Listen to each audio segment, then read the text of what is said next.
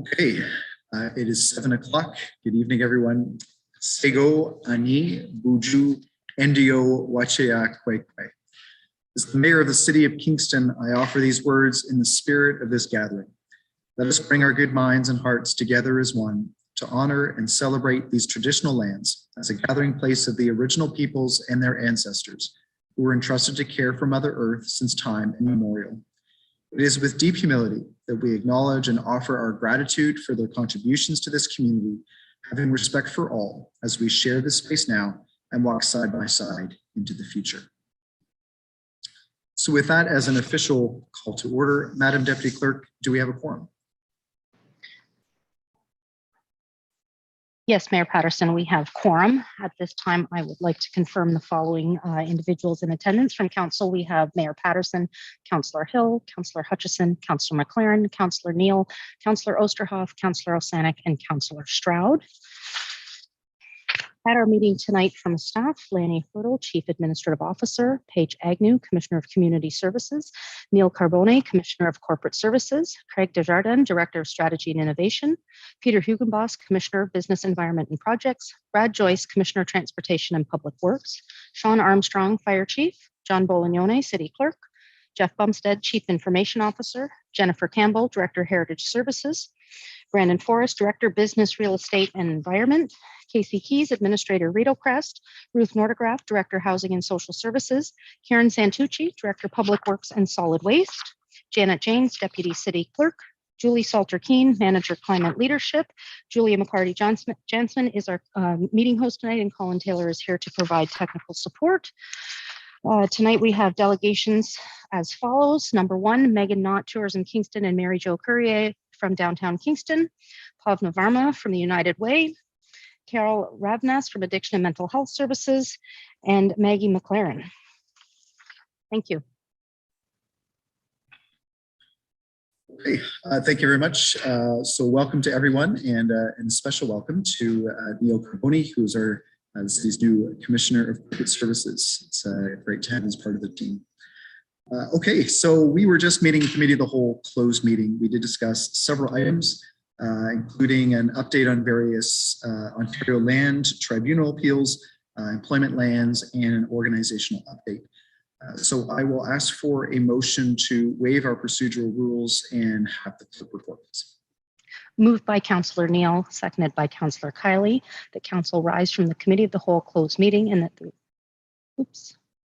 not Councillor Kiley, he's not here. I'm sorry. Councillor Osanic. Councillor Kiley is here. Is he here? He's not. I'm sorry, he's not showing on my screen. My apologies, Councillor Kiley. That Council rise from the Committee of the Whole closed meeting that the rules of bylaw number 2021-41 be waived and the City Clerk report. All those in favor? Opposed? And that's carried. Moved by Councillor McLaren, seconded by Councillor Hill. The Council approved the sale of 30 acres of land located east of Clogs Road within the future Clogs Road Business Park for $4,950,000 upon the terms and conditions set out in closed reports 22-087 and 22-101, subject to Council declaring the land surplus.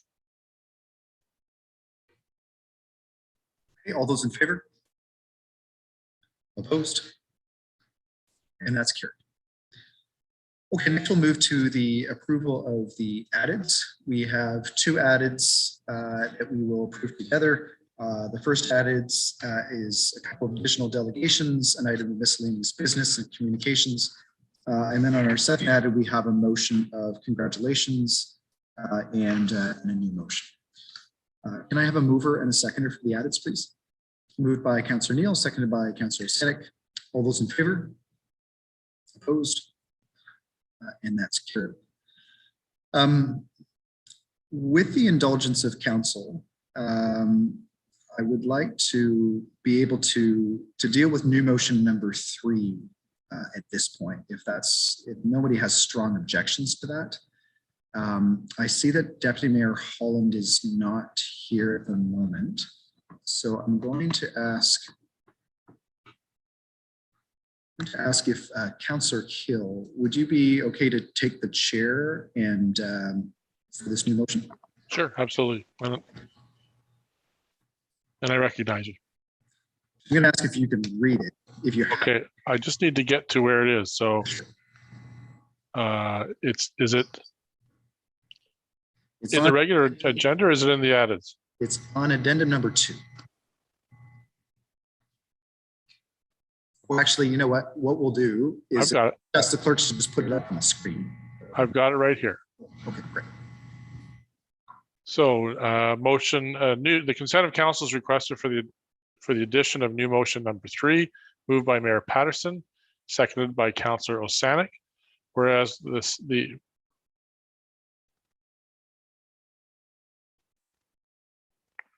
whereas the We Stand, I think that must say, whereas the We Stand with Ukraine movement has been spearheaded by the Ukrainian Canadian Congress, who have invited all Canadians to join the campaign and support the Ukrainian people's right to live free and in peace of their own land.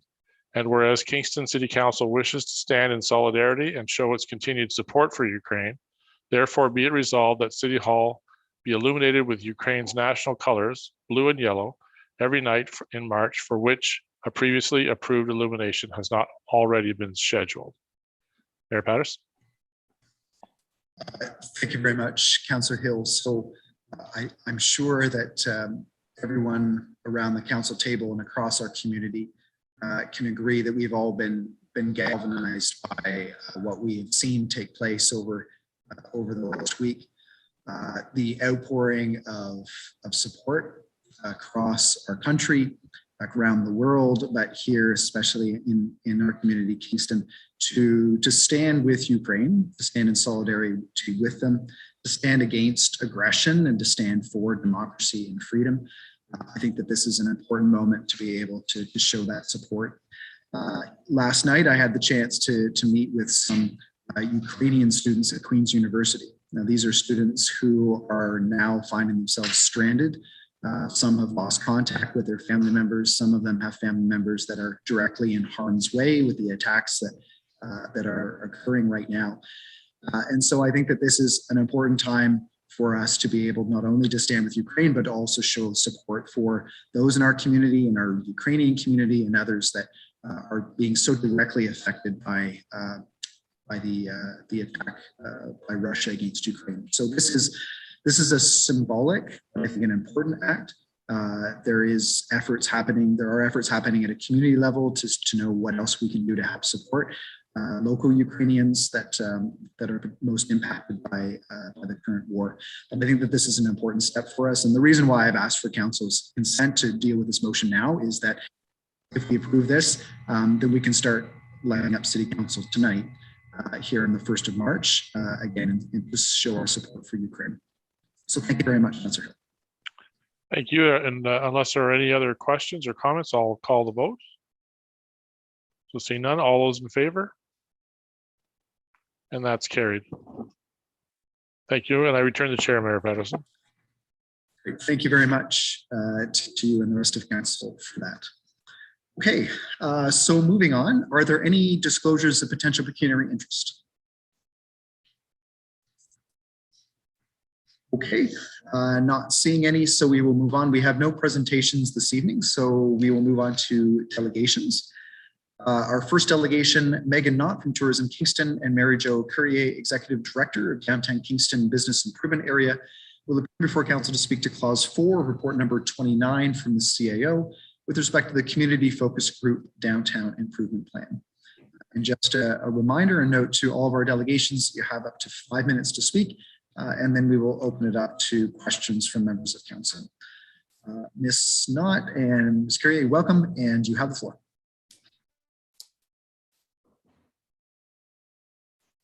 Thank you. Good evening, Mayor Patterson and members of council. I'm going to pass the microphone to Mary Jo, who will start us off to speak in support of the report you have in front of you this evening. Mary Jo.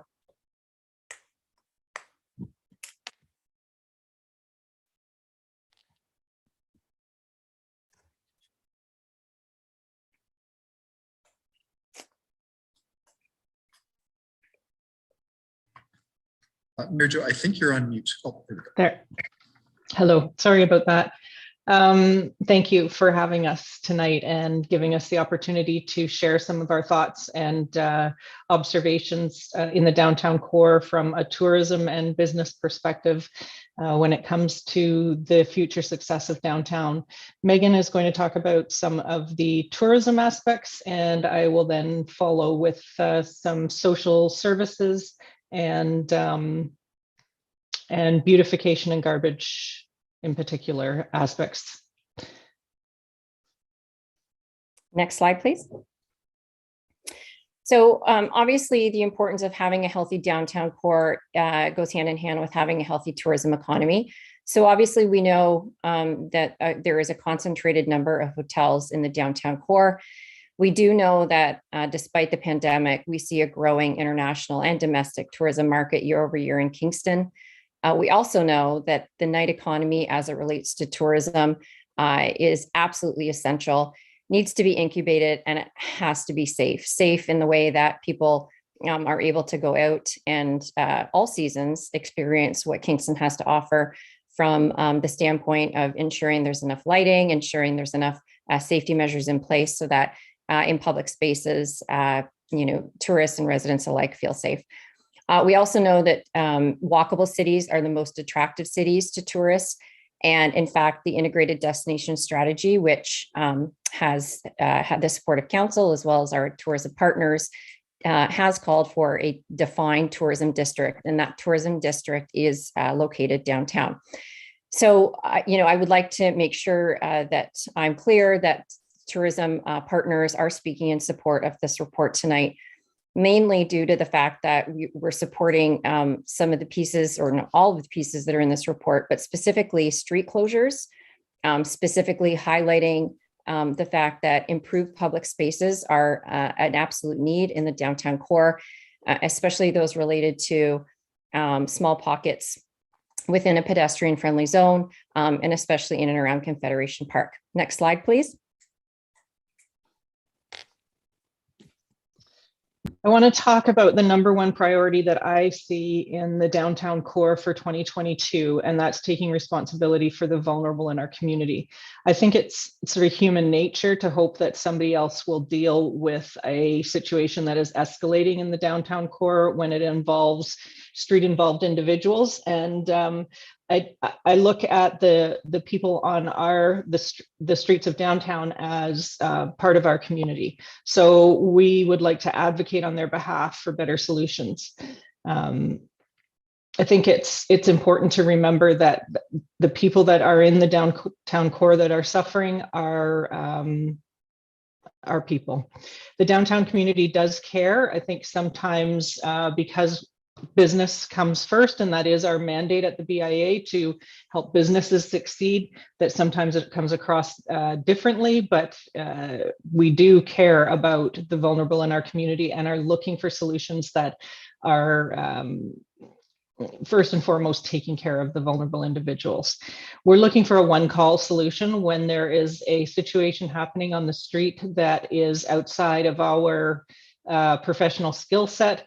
We would like a one-call, almost like a triage, so that people can, from there, the professionals that work with people in vulnerable situations can then find out and connect that person with the appropriate people. And then I just wanted to talk very briefly about our street crew pilot project. In the top right-hand side, you can see that there's 4 individuals there that are part of our street crew. This was a pilot project that we tried from September until December, and now have forwarded into from January to August, and it was extremely successful. 3 of these individuals were in shelters when we met them, and 1 just had a bit of a rough go, and 2 of them are now housed, so, and definitely part of the team where we are. Next slide, please. 3 seconds. Want to talk about the cleanliness and beautification of downtown. Because of the influx of tourists last summer and COVID takeout culture, it created a bit of a garbage crisis downtown. The streets of downtown suffered from daily garbage overflow, stained sidewalks, stray garbage, human and dog waste, and there's no standard recycling program currently in the downtown core, which means garbage 7 days a week. I do believe that there are viable solutions for that, and I'm working with the city on that, but we most likely will need some more support. Next slide, That's please. great. So I'm actually going to just pause there if I can. So thank you for that. We're at 5 minutes, so I'm going to open it up to questions from members of council, please. Are there any questions? Deputy Mayor Holland.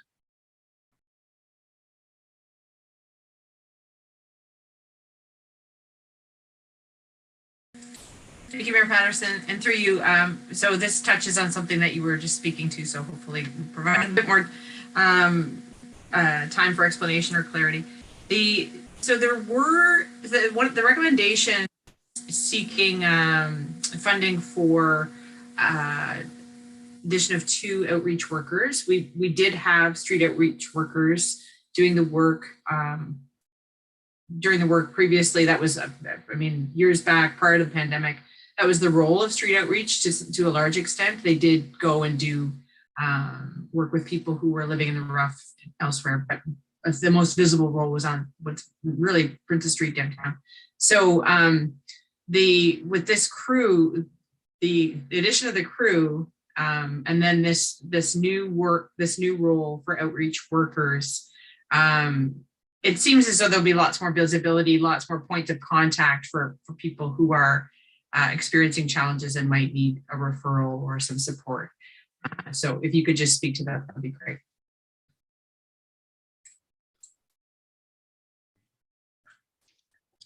Mr. Through you, Mayor Patterson, just to clarify, the street crew that I showed you, they actually are working for the BIA on a contract basis to help clean up.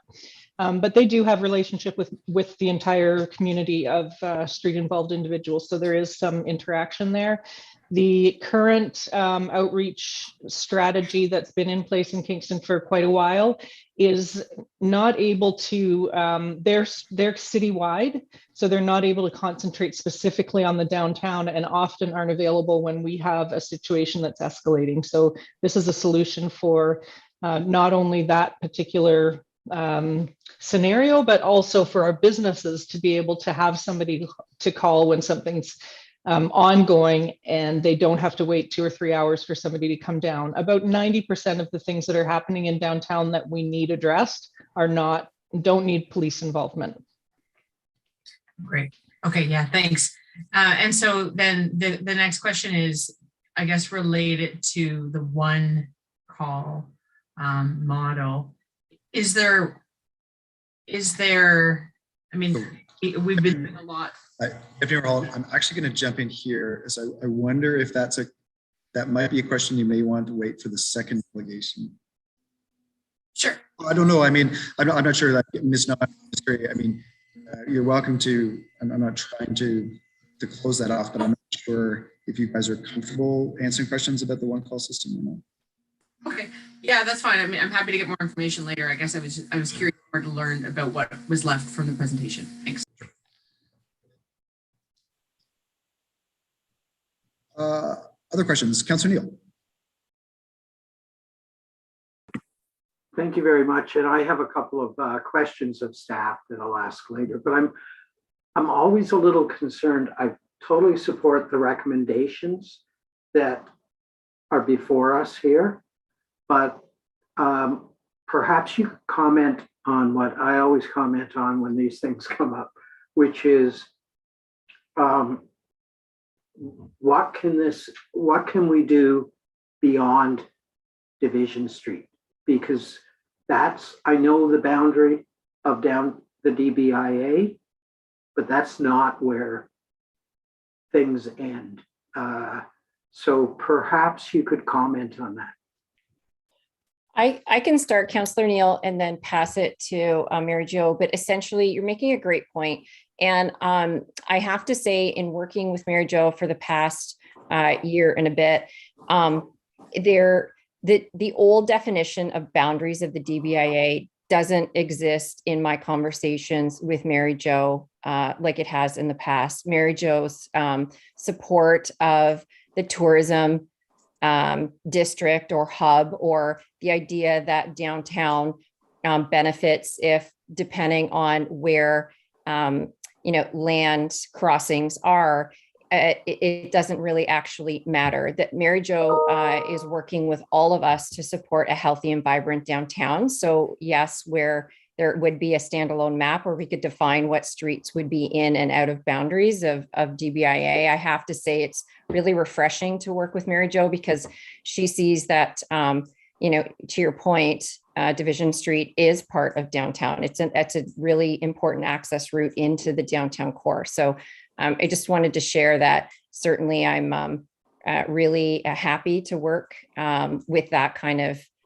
vision in mind, because I think, a vibrant, healthy community doesn't really have borders. Mary Jo, you might want to add to that. Thank you, Megan. That was kind.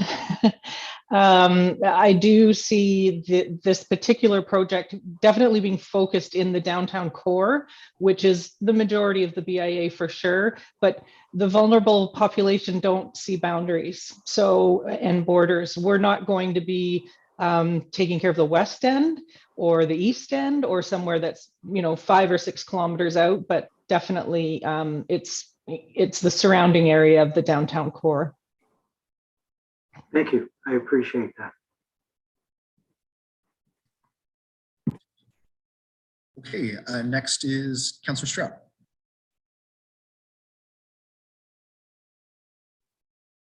Thank you, Your Worship, and thank you to you both for the delegation. I have a question about the, which you just touched briefly on in your presentation, but it's in the report, and it involves the BIA and Tourism Kingston. I'm not sure who wants to answer this, but the environmental assessment for the municipal cost environmental assessment for considering Ontario Street closure in front of City Hall and Market Street beside City Hall. If you could comment on specifically why is an environmental assessment the route recommended here in your understanding, and what does that entail in the timelines and so on? Anything you might want to add about that? So I think I'll just interject and say I think that is a city staff recommendation. However, Councillor Stroud, I think if your question to the delegation is what they think about, I think that's a fair question. Okay, well, without going into the legislative requirements of environmental assessment, maybe we could hear, it says in the report that Tourism Kingston would be directly involved in that process. So maybe Megan could tell us what Tourism Kingston's research and discussions have illuminated so far on the subject.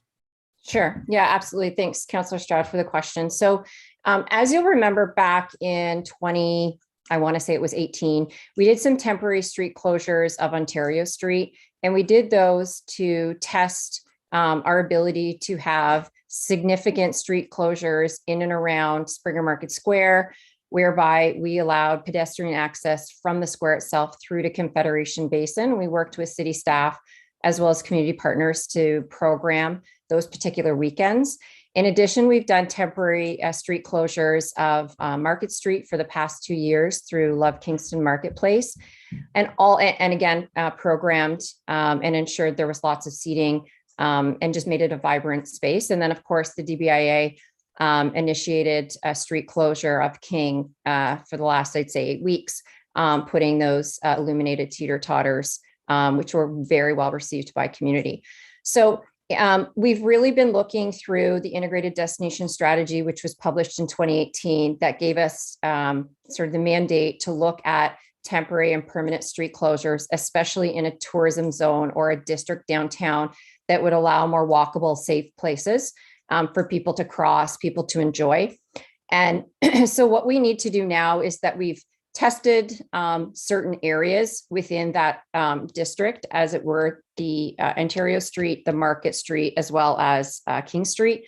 So now what we need to do is go a step further and understand from a safety and a traffic flow management process what we do from here, because we have done some temporary street closures. We've had some studies done in terms of public consultation on them, and they've definitely been well received. So it's really the next phase of how we go about looking at more permanent street closures, which allow more public space and safe places in and around Springer Market Square, which is probably one of the most iconic and want to be photographed and walkable places in the city of Kingston. I hope that helps. It does help. And I agree from the feedback I've received from the residents in my district, it is most of these street closures have been extremely popular. In fact, everyone has nothing but good things to say about it, it seems. I guess I would just, maybe you could elaborate a little bit more on the care that Tourism Kingston and possibly DBIA as well is taking with the, maybe I should ask Mary Jo about this one. The DBIA, I mean, this is, when I was back on the DBIA board, this was a subject we discussed.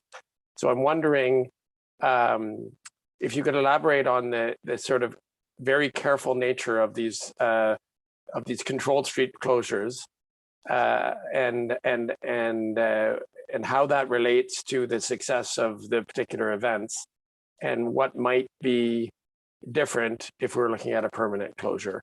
And also maybe elaborate a little bit more, how is it that street closures help with vibrant the vibrant street scene that Megan was just talking about?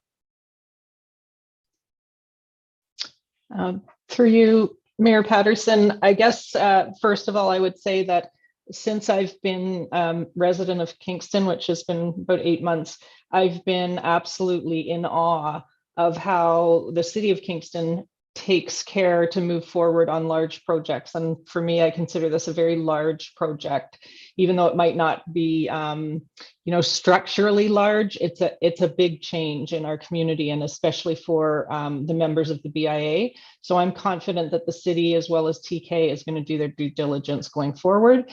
In terms of the BIA, we have to wait and see what's going to happen, and we will be at that table representing our members as it moves forward. So, and in answer to your question, how does a street closure change things for events? The only thing I can give you an example of is when we put in the teeter-totters, which we didn't have to close the street. We closed the street because we wanted more social distancing and safety areas for children, because we knew it was going to attract a lot of families.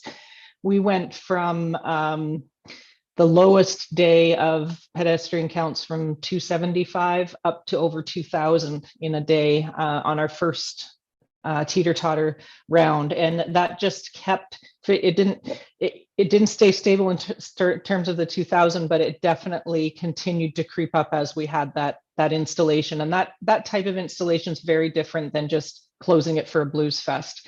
We had to continually attract people down for 4 weeks in a row, and we didn't have to do much. It was packed. I hope that helps, but really we don't have any stance at this point until it goes a little bit further.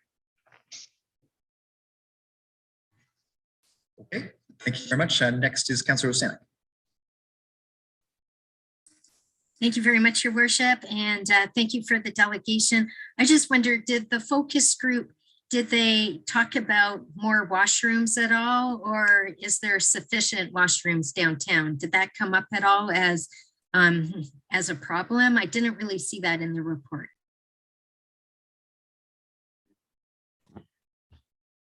I can start, Mary Jo, and then throw it to you. So I don't think it was the quantity of washrooms. It's the ability to keep them clean, open, and safe so that they're not turning into shelters. So working with through the working group to ensure that the washrooms that we do have available to public are available and sort of in a safe way, because we have had feedback quite often actually that they've turned into a temporary home, unfortunately. Mary Jo, would you want to add to that? No, it's exactly what there's a perception that there aren't bathrooms available. We do have bathrooms available in the downtown core, but they are not currently consistently safe, or at least perceived safe.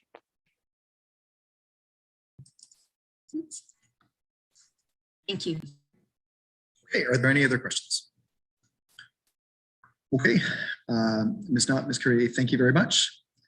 And with that, we'll move to our second delegation on our agenda. Pavna Varma, President and CEO of United Way of Kingston, Frontenac, Lennox, and Addington, will appear before Council to speak to Clause 4 of Report Number 29 from the CAO, again with respect to the Community Focus Group Downtown Improvement Plan. Varma, welcome, and you have the floor. Okay. So your worship, members of council, city staff, thank you for giving me a chance to speak. I'll start by contextualizing essential services, and then we'll close with asking for your leadership and compassion when making decisions on proposals in front of you, both the downtown proposal as well as one related to Ridley Street. It will come as no surprise to anyone around this table that the pandemic has had a significant impact on the vulnerable and marginalized. As a result, partners have had to come together to find collaborative solutions to address very complex essential needs, the likes of which we had never seen. We believe it's going to be a long road to recovery, but we'll get there as long as we continue to support this collective work together. Some of the solutions as a response to the pandemic include the Integrated Care Hub, which together with the Consumption Treatment Site, brought healthcare and social services together. While it may appear to be an expensive solution, this partnership has saved lives, helping people who didn't have these supports. The Kingston Response Group started last year, made up of shelters, agencies, the city, United Way Public Health. We work closely together, meeting weekly, often twice a week, to ensure staff and program users were protected throughout the pandemic. Mobile vaccination clinics, PPEs, sharing of resources, food supports, counseling were all handled effectively and efficiently. We've also started a homelessness collective impact committee to work on some of the challenging issues we have before us. The causes of the issues in our community are systemic, we'll acknowledge. We need to create more affordable housing options that suit the needs of people who are homeless or inadequately housed. The current Ontario Works and ODSP allowances do not allow people to be housed and to stay housed. We require targeted long-term supports for people with complex concurrent issues. Many supports are short-term, and there's a need for long-term, consistent, and stable solutions. The City United Way and service providers are working closer and with more collaboration than we ever have, working together to secure pots of money to continue the work that's been started. Between us, we've secured federal and provincial funding that got us through these 2 years, and we need your help to continue to lobby for more. At the same time, providing compassionate care and support at the local level is critical, which is where City Council and United Way come in. We support people locally.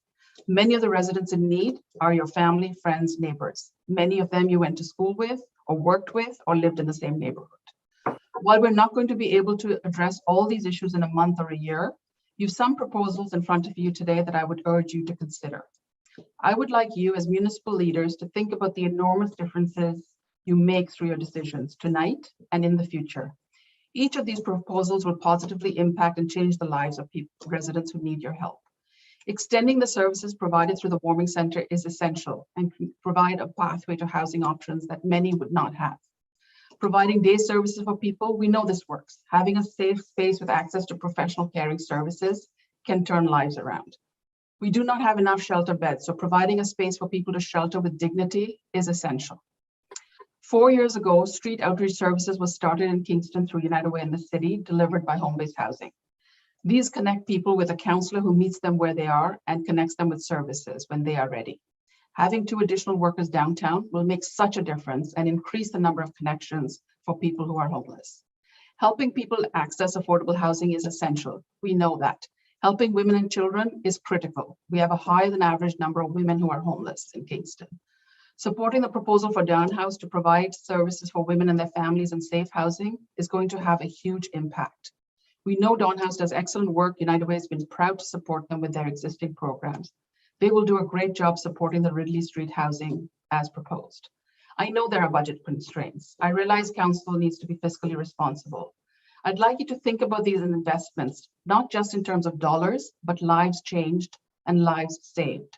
The true measure of any society can be found in how it treats its most vulnerable members. And I urge you to think of our most vulnerable when making your decisions tonight. Thank you for your understanding and your commitment to resolving some of the complex issues we're facing. And thank you for your support. Okay, thank you very much. Are there any questions from council? Councilors? Thank you for your presentation. Covered a lot of ground there. You indicated that there weren't enough shelter beds, enough shelter spaces. Could you elaborate on that, please? So during the pandemic, the number of shelter beds has been reduced. We also have a larger number of people who are street involved, and for various reasons, some of them are not able to access the shelter. But the primary thing is we have fewer shelter beds right now. The last 2 years, we've had fewer shelter beds. So the warming center has certainly added to that. If we were to take away those 19 beds, there would be a critical situation in our community. Okay, I'm interested in the implicit arithmetic there. So that relates to one of the issues that come before us. Okay, yeah. Fair enough. Thank you. Are there any other questions from council? Ms. Harmon, thank you very much. With that, we'll move to delegation number 3. Carol Ravnes from Addiction and Mental Health Services, KFLNA, will appear before council again to speak to the Community Focus Group Downtown Improvement Plan. Ms. Ravnes, welcome, and you have the floor. Thank you, Mayor Patterson and City Councilors, for this opportunity to speak in recommendations before the City Council on the Community Focus Group and Downtown Improvement Plan. As you know, I'm with Addictions Mental Health, and I am the Executive Director of Client Services. And we had 3 representatives, myself included, who were part of the focus group discussion from which these recommendations were made. As I know, this City Council is well aware, the pandemic has really been challenging for every member of society, but particularly those with addictions and mental health concerns. It has closed many venues they were used to going to or reduced capacity of others. For many, the challenges of the pandemic and other related concerns like the impacts to employment, the increased cost of housing, isolation, loneliness, and what seems like the ever-increasing availability of dangerous street drugs has had a real effect on the mental health and addiction needs for those who are marginalized, but also on the mental health of many in our community. We are seeing unprecedented numbers of referrals for all of our programs. Like most towns and cities in Ontario, in Canada, and in the world, these issues are most visible on our streets, and responding with new measures are necessary to assist. So what will help? As recommended, having dedicated outreach to the downtown core. At Addictions Mental Health, we do have an outreach service, like other organizations, Home-Based Housing and Kingston Community Health Center, but we cannot solely dedicate our service to the downtown Kingston, as contractually we must cover all of Kingston, Frontenac, Lennox, and Addington. However, as a result of these conversations that led to the recommendations, the integration of our various outreach services have been strengthened. Our organizations now collaborate daily via a morning huddle to talk about the needs of the people that we're working with and to make sure that we're unified in our approach. If approved, we would welcome these new downtown workers to the table and within privacy allowances, seek to share information, but definitely work as a team to assist. What will help? More detox and addiction beds for our region. We have an excellent detox program operating at Kingston Health Sciences Center, but its building is grossly outdated and its capacity is far too limited for the needs we are seeing. As a Southeast region of healthcare providers, we have submitted 2 proposals in recent years to the Ministry of Health, seeking a more modernized space and an increased scale of operations. We've also recently submitted a proposal and are hopeful of increased addiction stabilization beds, where individuals can go to after detox, as the title suggests, to stabilize and to have the opportunity and clinical support to work on their addiction and other needs. City Council's continued advocacy, as recommended in this report, is requested.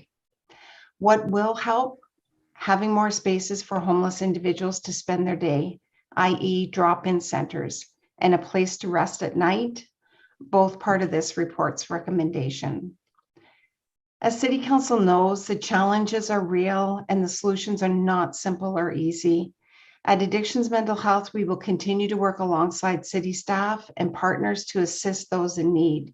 We must also continue to advocate at provincial and federal levels for a more just society and resources so that everybody has a chance to thrive. It takes a community to care for our most vulnerable. I was very impressed with the compassion of the DBIA, tourism, and the opportunity I recently had to hear from downtown business owners at a roundtable event. Despite the challenges, people care and want to help our most vulnerable. I believe this is the only path forward, working together with those in need and finding solutions. Tonight, there are several recommendations before City Council, and I respectfully request the support of these recommendations. Thank you. Okay, thank you very much. Are there any questions from council? Councilor House? Yes, Ms. Ravnas, thank you very much for your presentation. It was quite cogent. The how many detox beds do you think we need? It's an excellent question. And through you, your worship, I would suggest they've been reduced in the pandemic, but even at full measure, I think we only have 23. I would think we need at least double that. And we also need, the building is not accessible. We need an accessible space, so many other things, a modernized building. Do your partners have any estimate on how many more shelter beds we need? Actually, again, thank you for the question. I think that through the count, and actually Pafna, who was just on here, there's a count done of homeless population. That would be a better source. I don't have that right at my fingertips, but we do know there are folks every night, even with the warming center, who don't have a warm place to stay. You're talking about people who even want to have that, right? Yes. There's those who don't, but there are some people that, correct. Yeah. Correct. Okay. There are some people that don't want to come into shelter, but there are people, as I understand it, turned away most nights. Okay. Fair enough. Thank you very much. Thank you. Next is Deputy Mayor Holland. Thank you, Mayor Patterson, and through you. So looking at the recommendation for the daytime drop-in service, I know that it was something you referenced, but also just that the current options that are available are for groups that are not, that would not include the clients that you serve necessarily, or they're more limited. So looks like we're getting close to an RFP. Downtown seems to be where the needs are. And I'm just wondering if you feel that the combination of maybe relaxing of some of the COVID restrictions can provide some relief in the short term as we move closer to that. And what, I see you now a bit nodding, but when I suggest that downtown is the preferred option, I think what I'm really getting at is, if you could speak to what you envision for a space downtown that would be very inclusive to the individuals that receive your services. Thank you, Councillor Holland, and through you, your worship. I think that the relaxing of the restrictions will help people to have spaces that they could go back to and maybe have lunch and stay for a while versus just being able to eat. In terms of why downtown, it's because many of the other services that they would access would be downtown. And the building, I think, just needs to be a place where people are accepted and where they get help and they have a sense of community. So, and I think that all the services can come to them there as well. So I think it's just got to be a spot that is large enough to accommodate the needs and the service providers that would meet them there. I hope that helps. That's great. Thank you. Okay, are there any other questions? Seeing none, Ms. Ravnus, thank you very much. Thank you. So we do have one further delegation on the added. So first moved by Councillor McLaren, seconded by Councillor Neal, that our procedural bylaw be waived to allow Maggie McLaren to appear before council to speak to clause 3 of report number 29 from the CAO with respect to the operator recommendation for 805 Ridley Drive East Wing. All those in favor? Opposed? And that's carried. So with that, I will invite Ms. McLaren to come to speak to council. And again, this is with respect to clause 3 of report number 29 from the CAO. Ms. McLaren, welcome, and you have the floor. Thank you, Your Worship, City Councilors and staff. Good evening. My name is Maggie McLaren, and I'm the Executive Director of Dawn House Services and Housing for Women. I'm speaking tonight on behalf of Dawn House, the Dawn House Board of Directors, and our dedicated staff. I'm here to ask Council to support the 6 recommendations put forward in report 22-072, and to let you know how excited we are to know that by the end of this year, there will be more affordable housing for women in our community. Dawn House has been serving homeless and vulnerably housed women in Kingston since 1986. Dawn House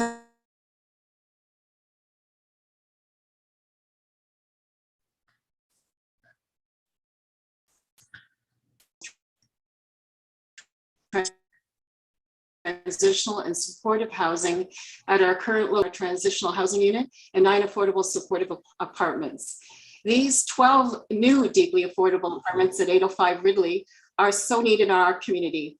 Every day we receive calls and applications from women looking for emergency, transitional, supportive, just plain affordable housing without supports. We hear their stories and understand their challenges.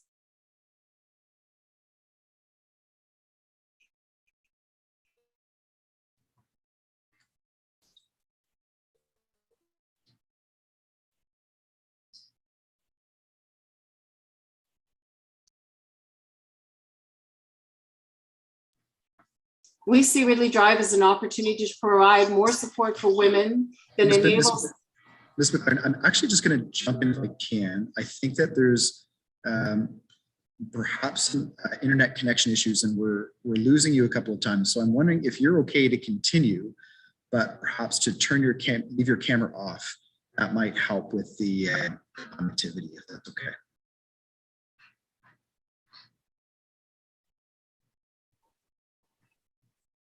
Are you able to hear me? We can. If you want to continue your camera off, that's probably the best way forward, just to ensure we've got a good connection. Okay.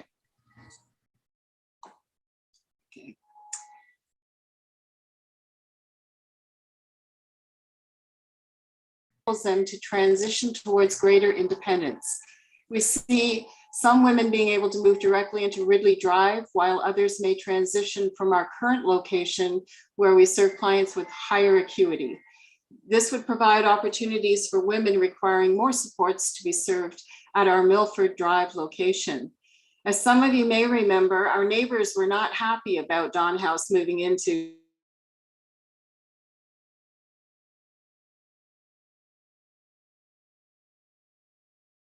that for the past 4 years, we have received tremendous support from our neighbors who found we weren't the rabble rousers they were expecting. A few have actually hired some of the women from Dawn House in the summer to assist them with landscaping. We expect that we will receive a similar reception at Ridley Drive initially, but believe that the neighbors there will quickly learn they have nothing to fear. In terms of the funding being recommended, the deeply affordable rents will not pay the bills. So we're very appreciative of the occupancy subsidy, which is $110 per unit per month, which is less than $4 per person per day. We also understand, and the city obviously understands, that this is about more than just bricks and mortar, and the funding grant of $65,000 per year will help us to help these women to adapt and succeed in their new transitional homes. Tonight, we're only concerned with the East Wing at Ridley Drive, but we look forward to discussions with city staff about the West Wing. We have some ideas for the West Wing and look forward to working with city staff to bring something back in due course. In closing, just let me say Dawn House is looking forward to working with the city on this housing opportunity. We see this as a new beginning for our relationship with the city and an opportunity to help more women in need. Thank you for the opportunity to speak. And again, we hope that council will support the recommendations in this report. Thank you. Okay, that's great. Thank you very much. Are there any questions from council? Councillor Kiley. Thank you, Mayor Patterson, and through you, thank you, Ms. McLaren, for the presentation. As the district councillor, I'm going to ask a question that you might have been speaking about, but to be honest, I think it cut out and was hard, at least for me to understand. Could you tell us about the relationship between the Milford site and the individuals who might be living at Ridley? Could you just go over that again, please?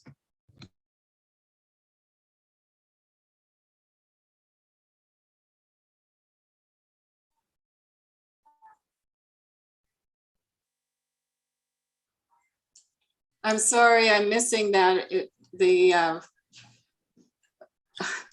still having connection went down. So Councillor Kiley, I'm going to ask if you can ask the question one more time. Oh, no problem. Yeah, so I'm just wondering about the relationship between the two sites, Ridley and Milford. If you could explain that further, I would appreciate it, and I think residents in the area would too. The two sites are actually very close together in the West End, and what we see is that women at Dawn House who've received a lot of supports, who are ready to move into something where they could be a little more independent, could move into the Ridley Drive location with less supports, so that we would be able to support those women who have higher needs at our current location. Thank you very much. Are there any other questions from council? Okay, seeing none. Ms. McLaren, thank you very much. Thank you. Sorry for the connection issues. That's okay. That is okay. All right, so we will continue on. We have no further delegations. We have no briefings. Are there any petitions to present? Okay, seeing now, we do have one motion of congratulations or appreciation, moved by Mayor Patterson, seconded by Deputy Mayor Holland, that the sincere appreciation of Kingston City Council be extended to all of our transit employees in recognition of National Transit Operator and Worker Appreciation Day, being held on Friday, March 18th, 2022. Our transit employees play a vital role in providing safe, reliable transit service to our residents on a daily basis. Thank you for your service to our community. We'll call the vote. All those in favor? Opposed? And that's carried. Okay, we have no deferred motions, so we will move on to reports. First up, we have report number 28 from the CAO. Moved by Councillor Hill, seconded by Deputy Mayor Holland, that report number 28 from the Chief Administrative Officer, consent, be received and adopted. Okay, so we have 4 clauses. Would anyone like any of the clauses separated? Yes, Councillor Ostroff.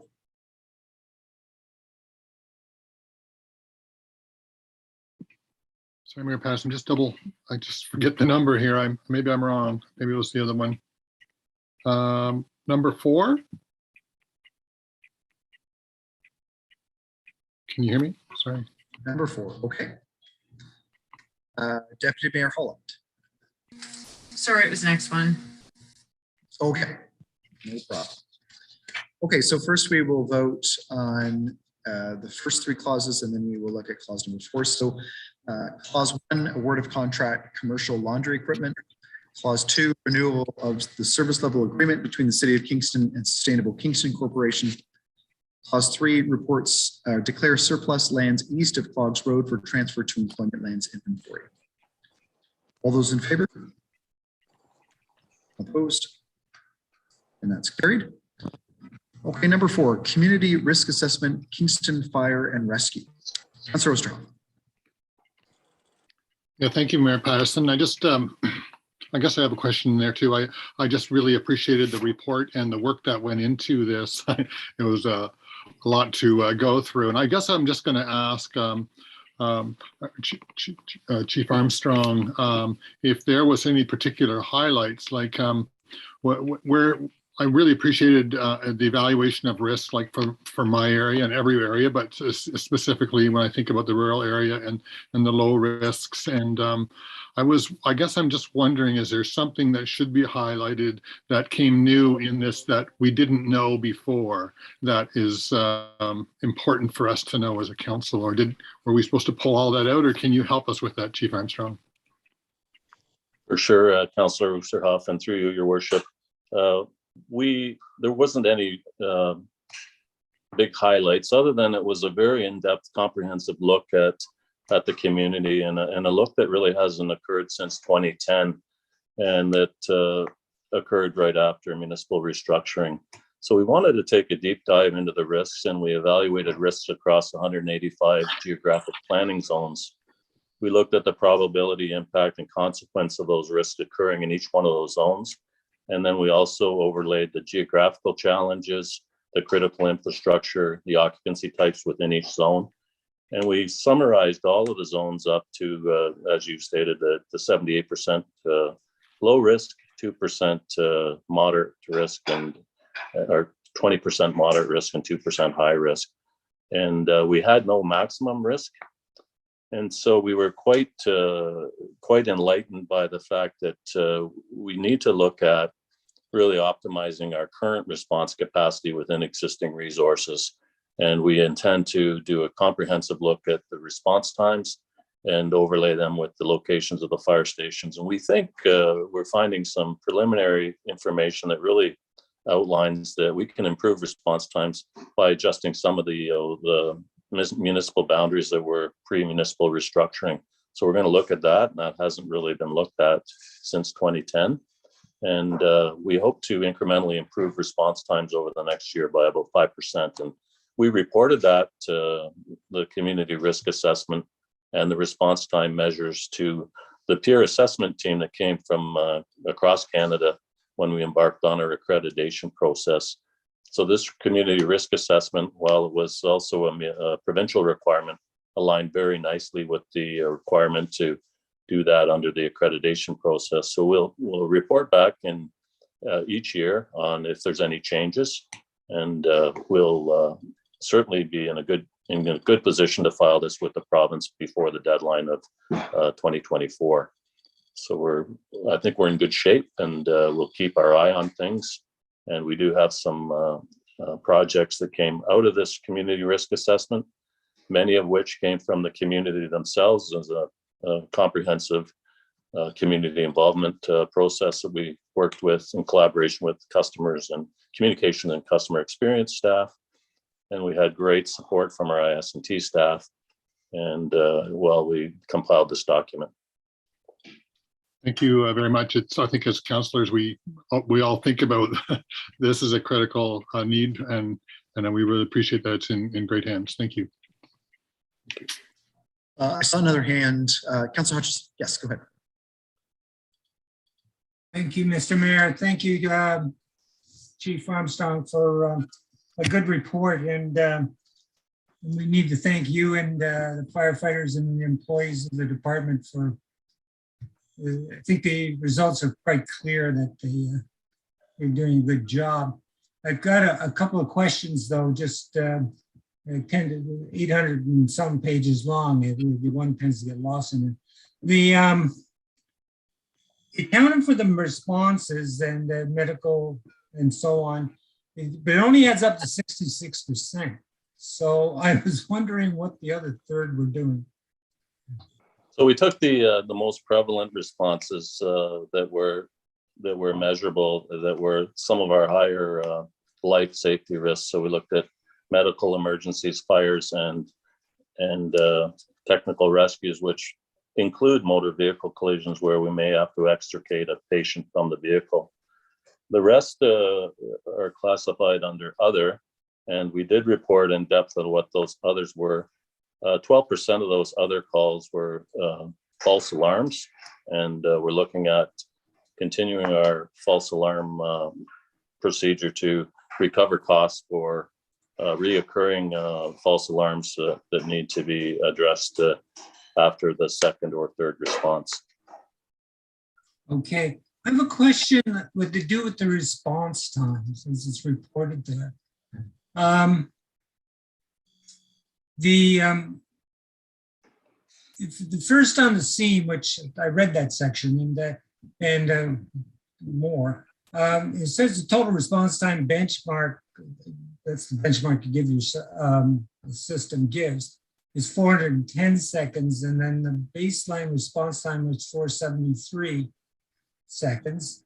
And then that's improving greatly when we talk about the effective response force, which you explain in the report, which makes up the difference and then some. I was just wondering if you could tell us a bit more about the way in which those two response times are related. So obviously we want to send an initial response crew within the approved benchmark, which is contained in a bylaw that was recently approved by council.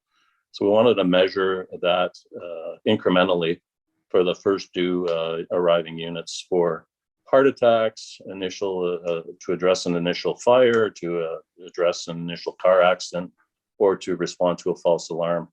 The effective response force are the remaining crews that are required.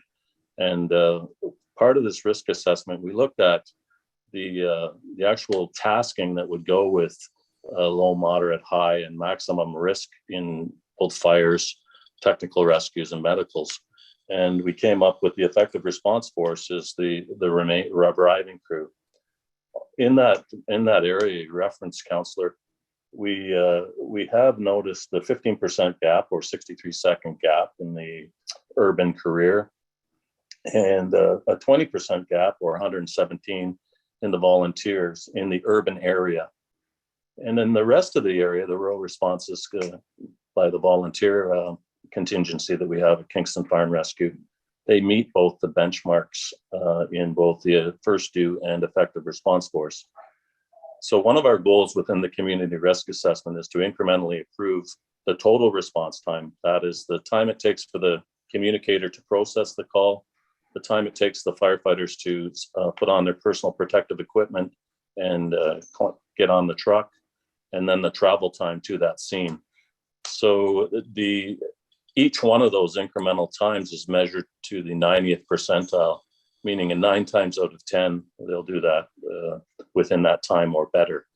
So when we look at the total response time and add those incremental times up together, I have to clarify and say that that's each one is taken separately at the 90th percentile.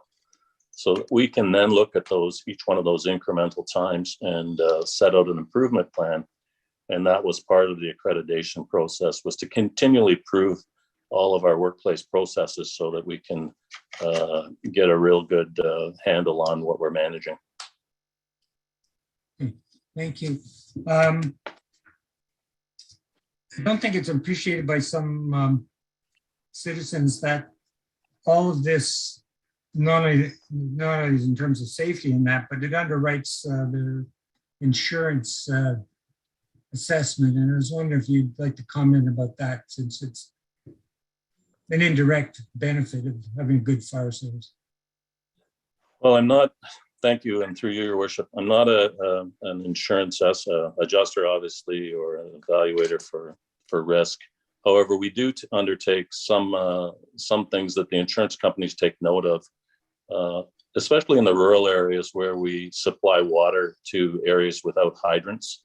We also, as part of this community risk assessment, to mitigate the risks in those areas, we wish to supply a certain amount of water within a specified time on a continuous basis.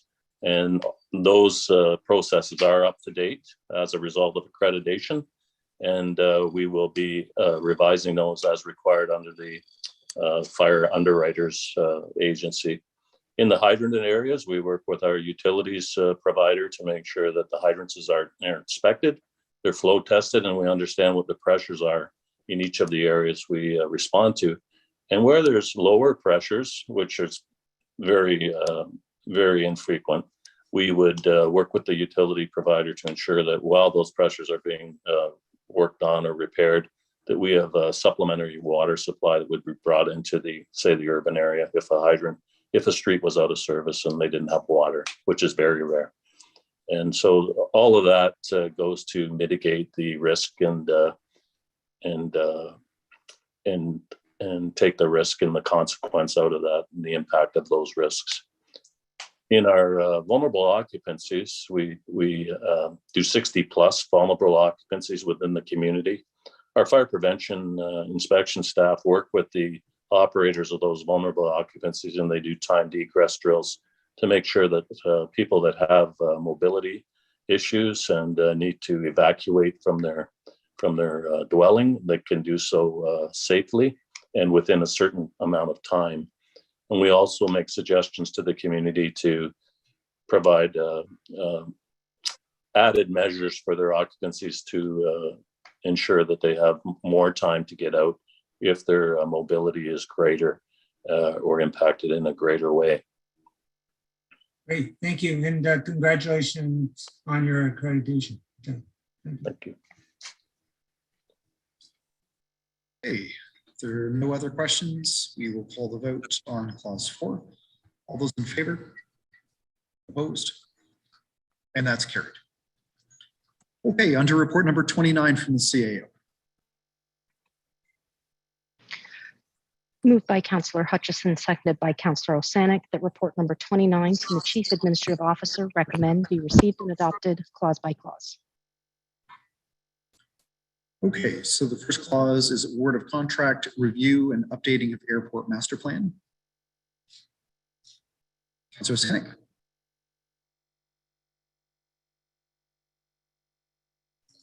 Thank you, Your Worship. Through you, I support this recommendation. I know that the $75,000 has come from a grant from the federal government to update the airport master plan, but because we just went through an update to the master plan that was I think a $15 million expansion of the runway and our terminals. I just wondered if staff could just describe a bit about what the airport master plan will be so that any residents hearing about the master plan being updated, they don't have to worry that we're going to be expanding the runway even further.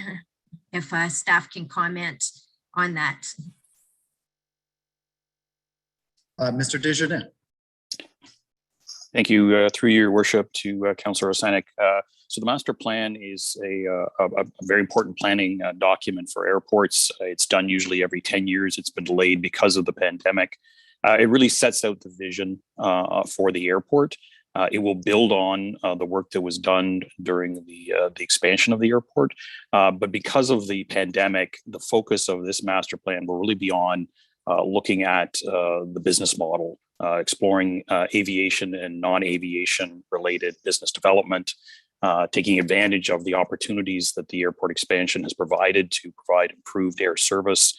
So again, the focus is really on sort of pandemic recovery, and there will be extensive public engagement with key stakeholders in that process.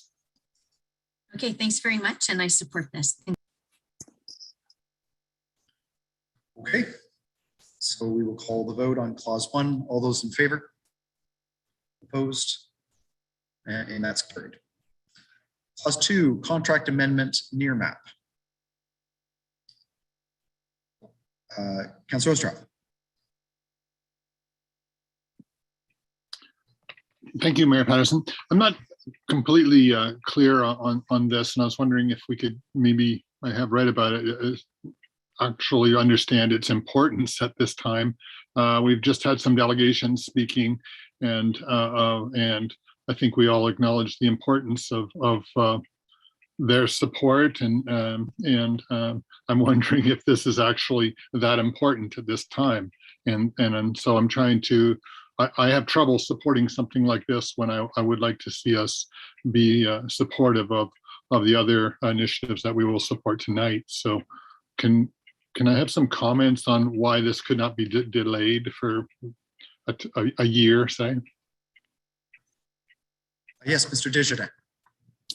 To your worship, through you to Councillor Osterhoff, perhaps I can get started. I'm not the technical expert. I believe our CIO is on the call, council call tonight. I would say that the role that data plays and continues to play in the delivery of services at the City of Kingston, it grows and becomes more significant. The example that was provided within the report related to tree canopy, this is not simply just the purchase of visual imagery. It's the purchase of the tools through artificial intelligence to actually analyze that data.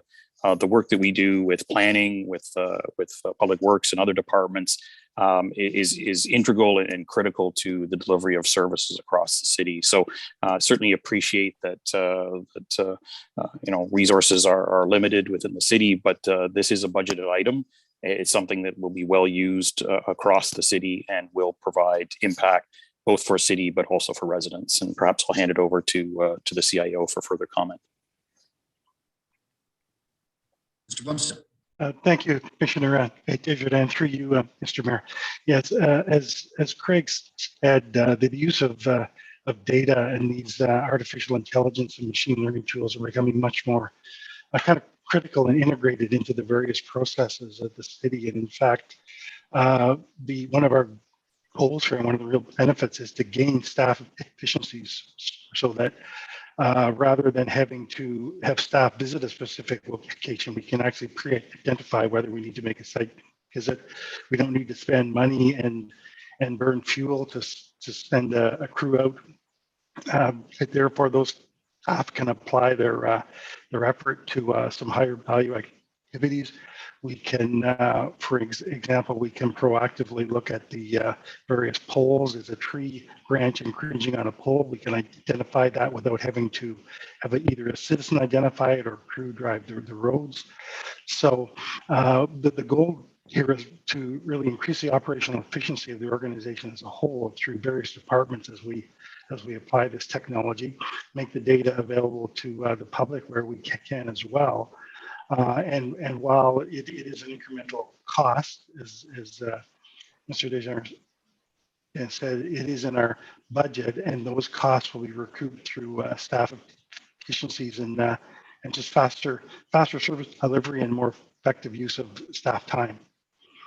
Really across all departments in the organization, from public works through planning, through our partners at Utilities, Kingston. Yeah, thanks for that. I do hear it, and I do remember reading the significance or the potential of this particular technology. I have a certain discomfort about it, and I would think that this would be an item that we, even though it's budgeted for, that we have a lot of items coming before us that are not budgeted for. So to me, something like this is something that could wait. So I won't be supporting this tonight. Thank you, Mayor Patterson. Thank you, Councillor Stroud. Thank you, Worship. I have a specific question about this. I think it's important that council get a good grasp of what this recommendation is asking. So to that end, just to remind council, if we're going to talk about trees, that when we amended the budget, as my suggestion to amend the budget to double the amount of neighborhood tree planting trees that we make available, and we were told that the cost for that, budget cost for that was about $100,000. So that $100,000 we learned that night at budget night would double the amount of trees available for community members to plant on their own property in the city. That's several thousand trees, right? That's a tangible gain. So here we're comparing that with an incremental cost of $200,000, twice as much as that budget amendment, for a better, in my understanding, better information technology, like better programs to do the analysis that will save staff time. I don't dispute that at all. But maybe staff could illustrate, because we're looking at what Councillor Osterhoff was talking about was value for money here. So how is that $200,000 going to save us more than that in the long run? Specifically, when it comes, and you can use trees or other examples, as opposed to what we're doing now if we didn't upgrade the systems. Mr. Bumstead.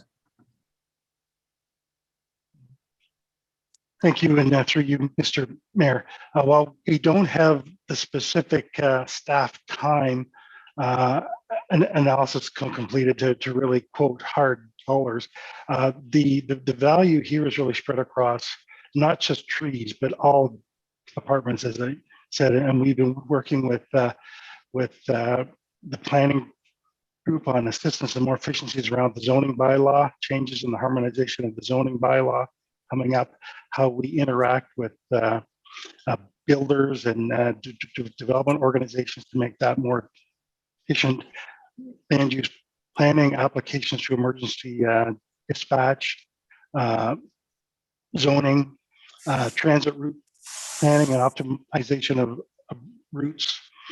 So there's the impact is much broader than just in the area of trees that you mentioned. Although I also understand you realize that as well.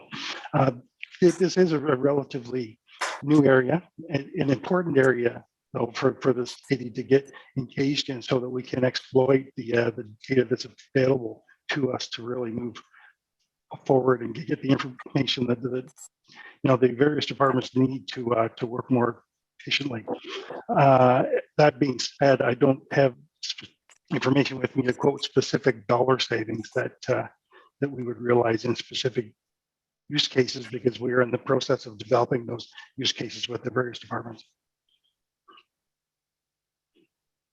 Okay, thank you. I might have to ask the CAO a question, but first I just wanted to draw council's attention to what we're talking about economically here. So because often we do qualitative assessments when we vote, right? When we support or oppose recommendations, it's on a qualitative basis, as in, I like trees, this is for trees, therefore I'm going to vote for this. Or I want safer streets, this is for safe streets, I'm going to vote for this, that kind of thing. But we have to also look at value for money. And that's what Councillor Ostroff is saying, is that he doesn't understand how this 200,000, which is a large number in comparison to some other things that we've done, and how that really, how that comes into play. So I guess maybe I'll go right to my question. There was communication today from the CAO about the new provincial initiative to speed up the developments and the extra funding related to that to streamline the development process. Is there any way that any of that funding could be applied to this cost? Because clearly, if planning has access to this better technology, all of the planning applications will be more smooth, unless I'm mistaken. And maybe the CAO could answer that question about whether we could apply some of that new provincial funding to this cost. CAO Hurdle. Thank you, and through you, Mr. Mayor. So we do have the ability to allocate some funds to the GIS or DASH system, which is in your report. So the issue, of course, is that this technology is much broader than just planning application. Planning application would be a small portion of it.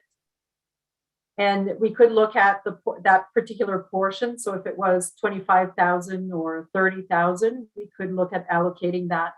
But generally speaking, most of the funding would not be going for planning application in terms of what's proposed with the near map system.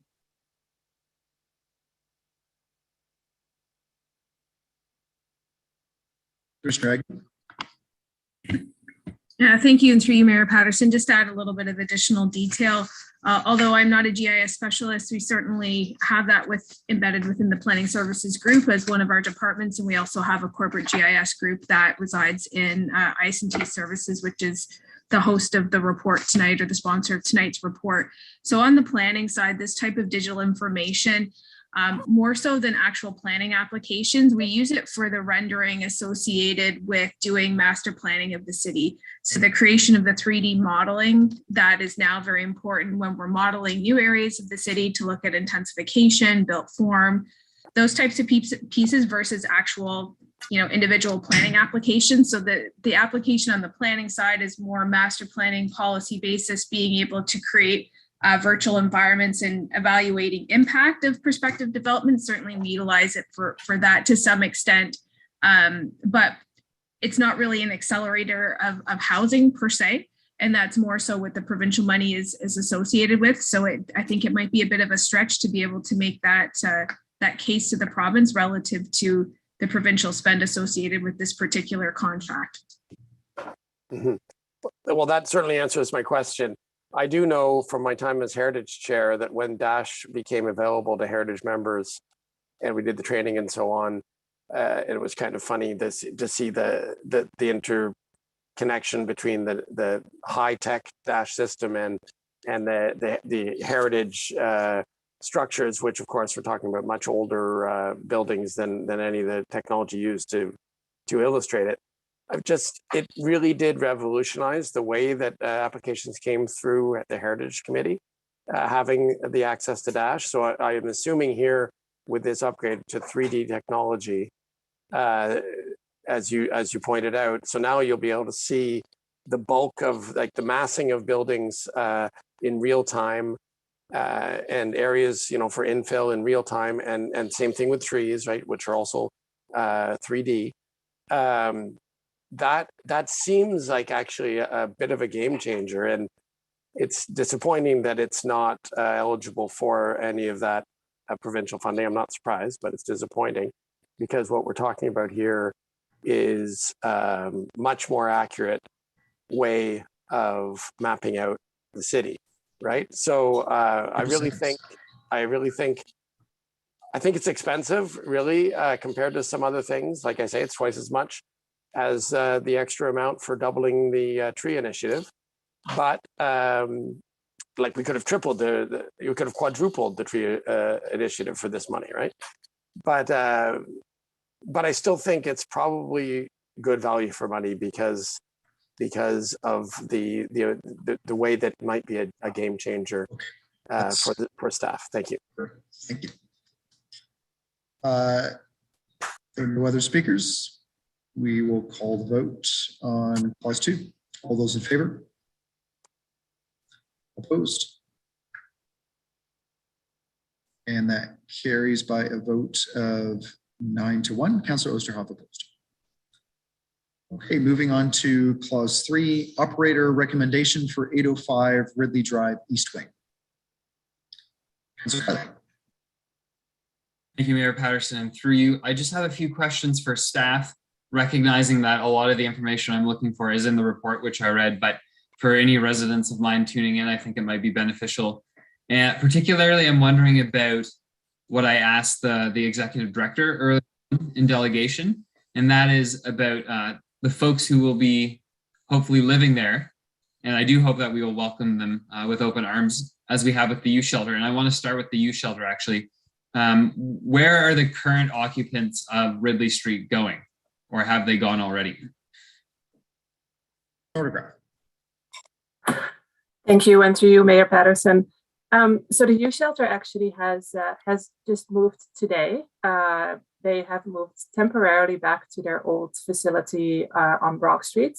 They also have been able to work with another provider not a shelter provider, another partner, sorry, to secure some additional space. So they have a really solid plan for the next for the next little while, managing through the pandemic and also looking at their future plans. So they have been well supported and also have been very appreciative of utilizing 805 Ridley.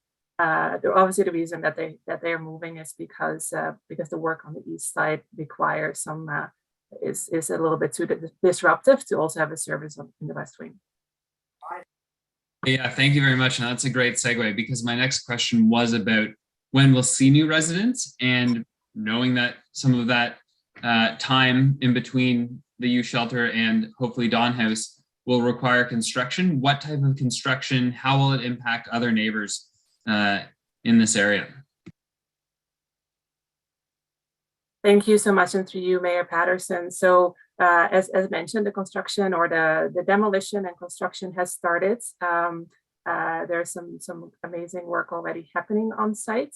The plan is that this will take until October 2022. So it's actually a pretty fast process. As you will recall, this is part of the rapid housing initiative that we were able to secure through the federal government, which also has some requirements around kind of lead up time and time to kind of have the property available to an operator. So it is mainly like internal work. So it's obviously not a new build, it's an existing build. So a lot of the renovation work is in the building to kind of outfit the east wing with 12 individual apartments. And again, I know the one kind of key piece that we are looking at is obviously the neighborhood. There's been a lot of neighborhood engagements already, and I know there's been an ongoing kind of coordination and engagement moving forward as well with the neighborhoods. Thanks very much. Two more questions really quickly. I'm wondering about when Dawn House moves in, which is what I'll be voting for tonight.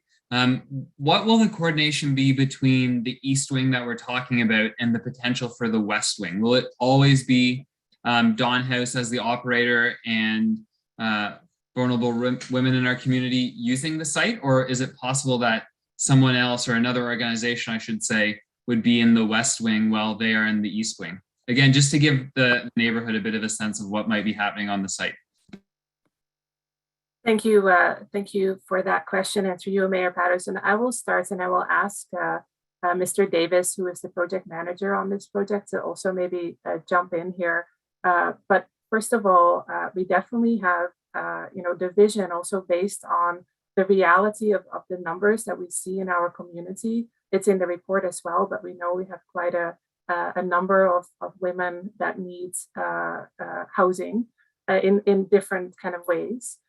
So we definitely, and I know the delegation spoke to it as well earlier, there definitely will be, a way of kind of transitioning or working with their existing location and this East Wing. We do have a vision of the whole building, looking at the opportunity to make the whole building, aligned with either, obviously the same provider on both sides and some sort of synergy between both, but regardless of obviously there's still lots of conversations happening on that. But what we definitely see is, we need to make sure that the East Wing and the West Wing are compatible. And again, looking at the needs in our community, we know that women and children are a big priority. So we definitely want to focus on that as our priority. And the last thing I will say, and I don't know if Mr. David wants to jump in as well, but is we definitely also with the rapid housing funding have made that a priority to focus on finding solutions for women. Mr. Davis. Thank you very much. Through you, Mr. Mayor. How's my audio? Thank you. And Councillor, in an ideal world, we'd have the two wings working very closely together. So we're bringing forward tonight a recommendation on the East Wing, but there's also a recommendation allowing us to go forward with Dawn House to develop some proposals for the West Wing, and we'd like to bring that back to you. There's two issues. One is the service and the housing services and the clients in need, but the other is also the money.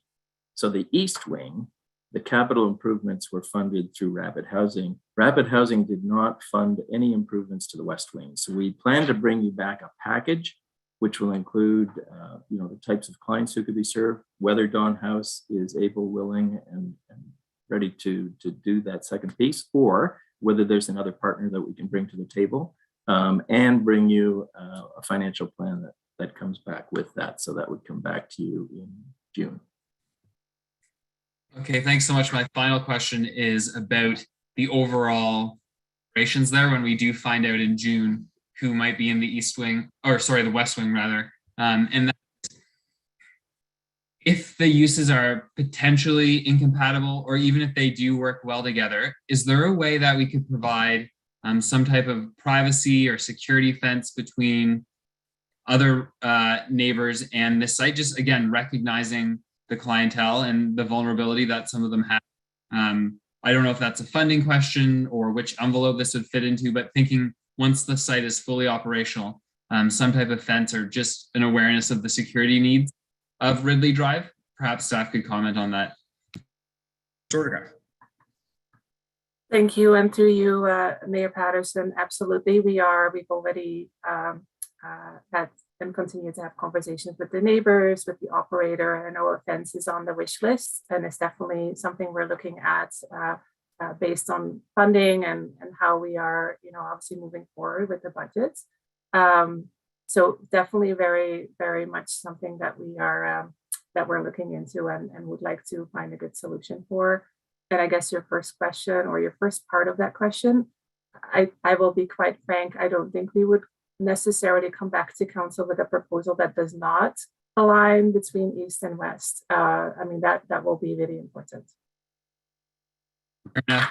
Thank you so much. And so council knows staff have been super engaged with my residents, and I very much appreciate that. And I think that type of ongoing collaboration is one of the many reasons I'm happy to support this, and I hope we all can.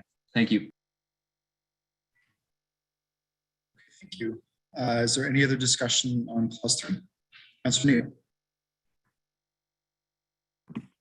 Thank you very much. I totally support this. Don House has been a very successful and very, over the years, women's shelter.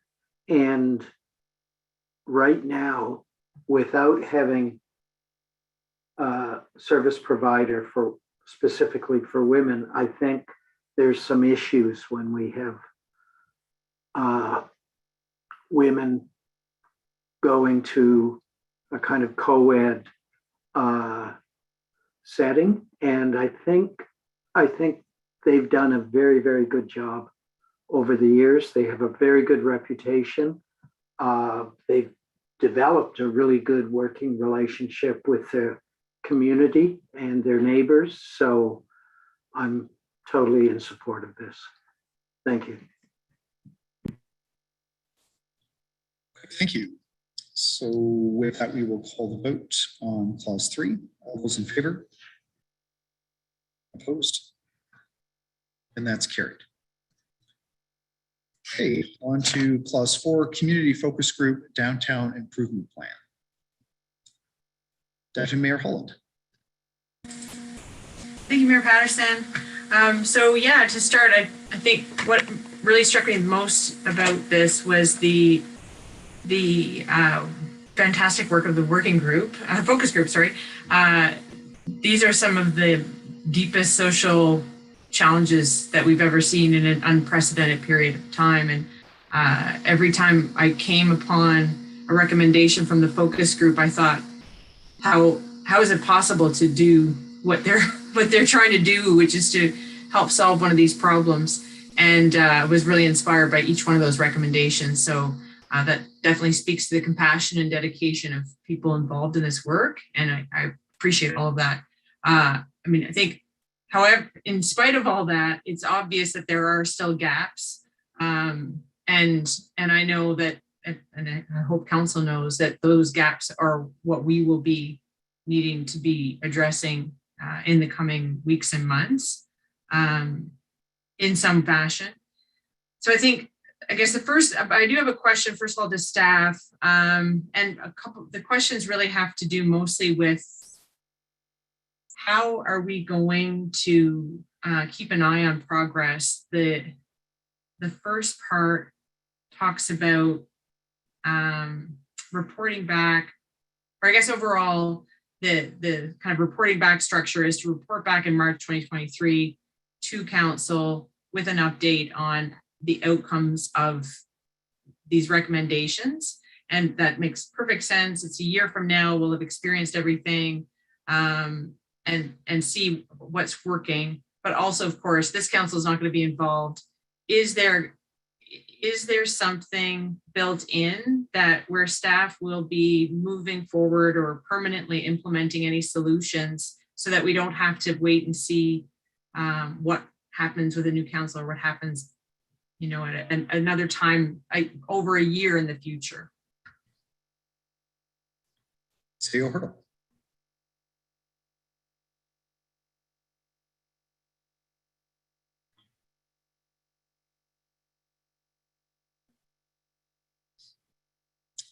Seo Hurdle, you're on mute.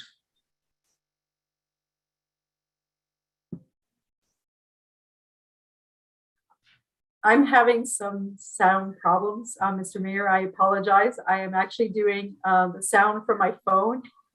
So, and the meeting from my computer, some challenges tonight.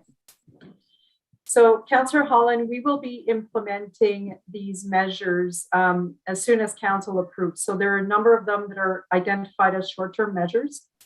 Those would be implemented right away. So the street outreach, for example, in the downtown would go ahead right away. We have the warming center that would continue to operate.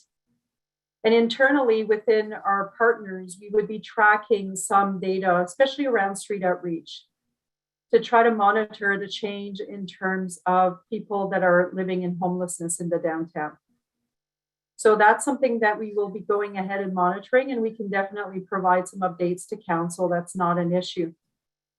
There are other measures too that we've identified as short-term. Some of them are for maintenance and cleanliness in the downtown. And that, of course, we would be looking at implementing spring, summertime of this year. So we will not wait for the new council for the implementation of what's considered to be short-term. The longer-term initiatives would have to come back to the new council, because obviously there's going to be some decision points that will be after the term of this council. Okay, thanks. Yeah, so I guess that the latter part was really what I was mostly interested in. So, but for example, if we find that certain components are working really well and we have the resources and relationships built, they could continue conceivably be indefinitely. Is that correct? Thank you, and through you, Mr. Mayor. So yes, I would anticipate that the measures could continue on a permanent basis as long as we have the appropriate funding for it. So there are a number of them that are related to cleanliness that we will be implementing once, and I assume those are going to continue. But some of the social services one may require ongoing funding if we want to continue. I can tell you that we are currently working on that, trying to figure out how we can sustain funding for some of those initiatives should they be successful. Thank you. Okay, so one final question. It's on item F in the report, which is on information sharing and better coordination. That was an item that was identified by the focus group as something that needed attention. I'm sure anyone who's ever been engaged with social service work of any kind would know that that's one of the key priorities always. But then I guess to that point, having a working group to address information sharing and better coordination amongst agencies. I know we have other groups currently. We have the one that's working now on more kind of acute care issues related to mental health crises and things, and lots of social service collaboration happening in the city right now. I'm just wondering if this working group is kind of a part of that, or if it's something that could be quite nimble, or again, if we're waiting for a recommendation that's far off. Thank you, and through Mr. Mayor. So the working group would be part of these recommendations, and we have started some conversations. So there's no question that there are going to be some privacy issues in terms of the information that we can share, but we would look at which agencies can share the information, and it's primarily around homelessness and the street outreach program that we would be focusing on. So there have already been a number of conversations about how that can take place, and will continue to take place over the next few weeks. And I hope that we'll be able to establish something in the next few months in terms of better sharing and coordination of information. Great, thanks a lot.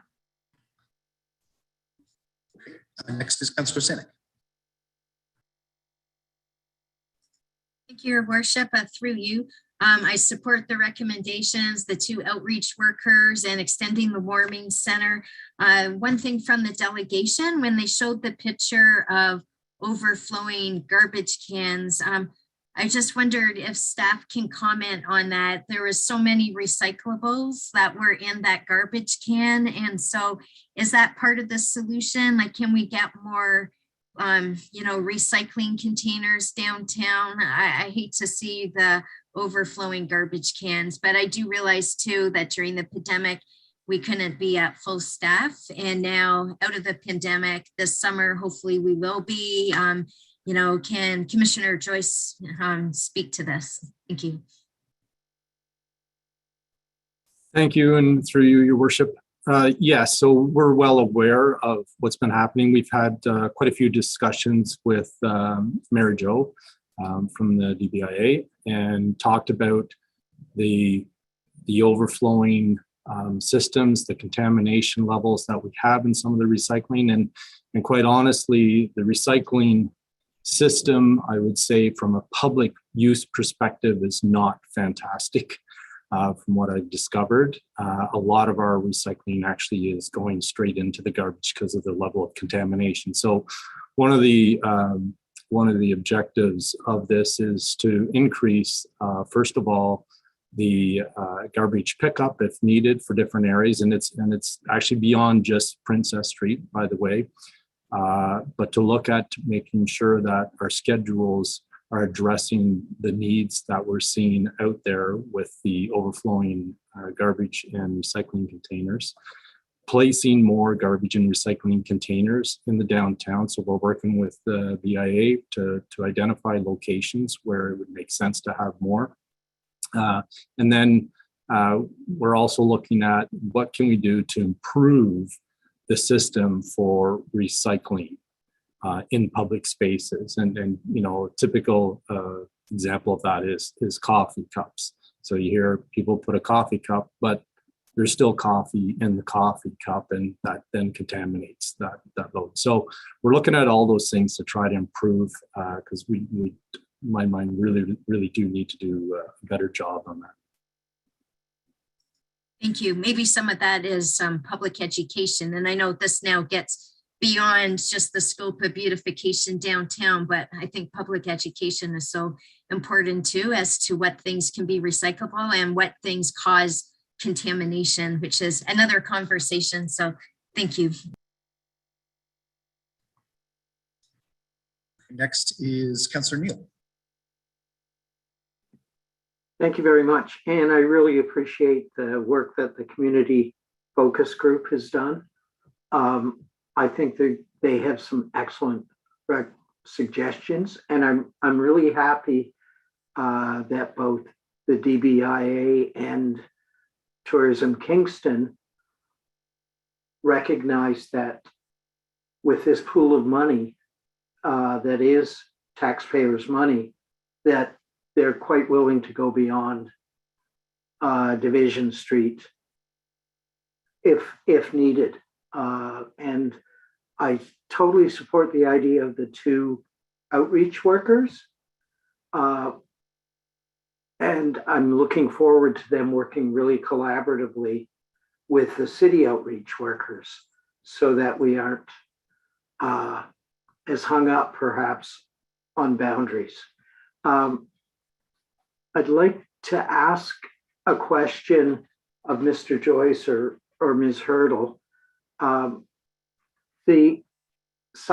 Some years ago, might have been 21 or 22, I brought up the whole idea that the sidewalk, sorry, my dog is wanting out, the sidewalk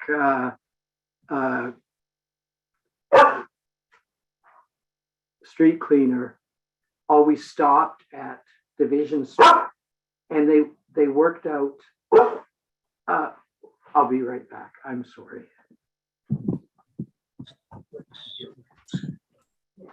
Okay. Well, Who let the dog out? so there's got to be like, so there has to be like some kind of protocol if you have to get up in the middle of your question time, but the clock's still ticking, but you still have the floor, Councilman. Thank you very much.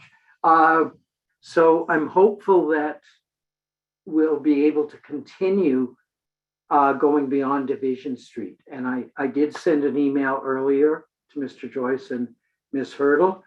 The drivers have been really, really good about doing both sides, particularly the bike lane on Princess Street and a couple of the side streets to Victoria Park and to the Memorial Center as needed. And I'm just hopeful that that practice will continue. Could you confirm that this won't adjust any of that portion of the service that Williamsville is getting? Councilor Boyce. Thank you, Councillor Neon, through you, Your Worship. Yes, that's correct. There won't be any reduction of servicing in the Williamsville area, for instance, what we're doing there. And as I indicated in the email, the intention is really to look at the Princess Street from Division Street up to the old traffic circle area to ensure that we're doing what we can to beautify that stretch as well. I appreciate that. And I totally agree with Councillor Asanic. If we can have both more receptacles and better pickup, but also specific to recycling, that's a problem in the downtown, and it's a problem that doesn't stop at Division Street, unfortunately. So thank you very much. Thank you. Next is Councillor Hutchison. Thank you very much. I'm more than supportive of this, the need in the downtown. The thing, my line of thinking and questioning is somewhat along the line of Councillor Holland, because the issue here is that this is not the first time we've made ameliorating programmatic changes. It's not the first time the home base is out outreach workers downtown and in the business area. But like much else, the pandemic has brought this much more to the forefront and much more acutely. So what I was going to ask is maybe a little more blunt than Councillor Holland was, and that is, it seemed to me that the time periods allowed for in the motion are too short by far, and will not solve this problem in a year. Experience tells us that. So I think as council and the new council is going to have to grasp the rose by the nettles, because this is going to be around for a while, and we need to persist with it.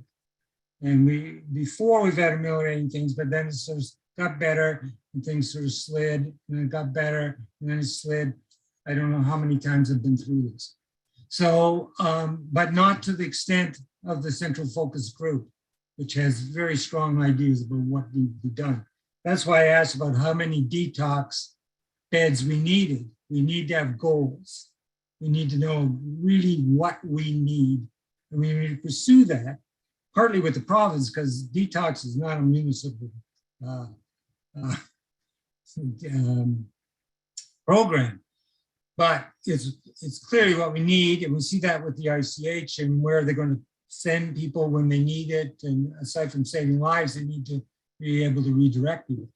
So I just wanted to say that, and thank you for Councillor Holland and Councillor Neal sort of getting at the same thing, for bringing it up. And I hope as a city, we're going to be committed to doing this. And we're going to look at it as a mid to long-term problem in which homelessness and the housing problem is going to be with us, hopefully better, but it's still going to be with us this time next year. And that's basically what I have to say. Thank you. Okay, thank you. Is there any further discussion on clause 4? Okay, we will call the vote on clause 4. All those in favor? Opposed? And that's carried. Okay, clause 5, Leon Center short-term extension of operator agreement. We'll call the vote. All those in favor? Opposed? And that's carried.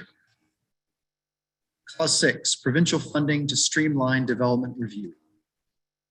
Any discussion? Councillor Stanek. Thank you, Your Worship.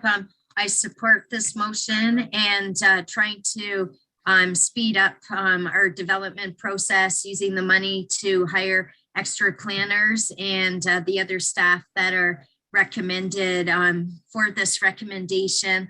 I do know that, as we all know, that Kingston is experiencing like stronger storms. A lot of these storms, other than being really windy, are also bringing a lot more water into Kingston. Look at the flooding that we've had, you know, like the fall time with the big strong storms that we've had.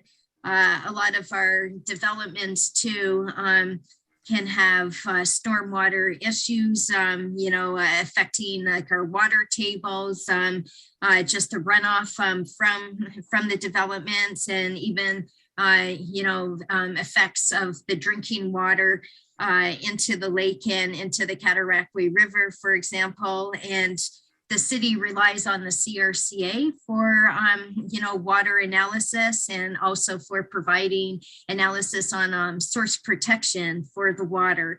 And so I would like to move an amendment about the hiring, helping the CRCA hire an hydrogeologist. If staff could put up the amendment, please. Thank you. So, Councillor Stanek, I'll just pause there. So we have a motion to amend, moved by Councillor Stanek, seconded by myself, that report 29 clause 6 received from the CAO recommend be amended in paragraph 1 by adding, as amended, by reducing the allocation to the Excella dash system by $100,000 in order to increase the contribution to the CRCA by $100,000 in order to secure hydrogeologist services. It will support planning applications going forward with the intent to streamline and accelerate the review process immediately following report number 22-100. Councillor Stanek, you've sort of already spoken to the amendment, but you do have the floor, and I can restart the clock if there's anything else you want to say. Great. So yeah, I just wanted to reiterate that then the CRCA, they do the city relies on them to do water analysis, and the CRCA does not have a hydrogeologist on their staff. And if we could allocate money to them for the hiring of a hydrogeologist, it would help speed up our development process. Thank you. Okay, thank you. Is there anybody who wishes to speak to the amendment only, please? Councillor Osbach. Yeah, I know I'm intending to support this. I like the direction and the intention behind it. The thing is, my understanding of CRCA, Councillor Stanek, is that they don't have necessarily enough work for a hydrologist, but they could it be, is the idea behind this amendment that they would have to bring on a hire? Because I think that's where I've sensed they were reluctant. They're not here to speak to it, but that they have the services of a hydrologist. What is this asking, the amendment asking?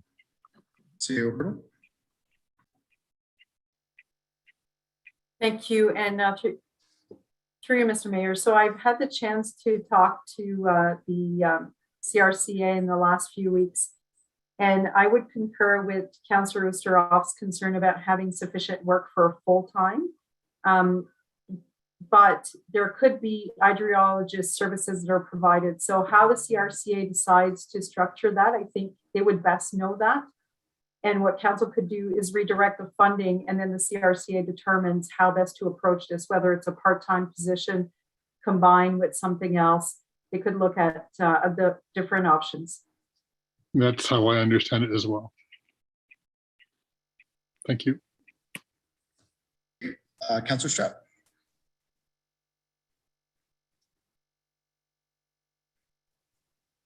Thank you. Can we have the amendment up on the screen again, please?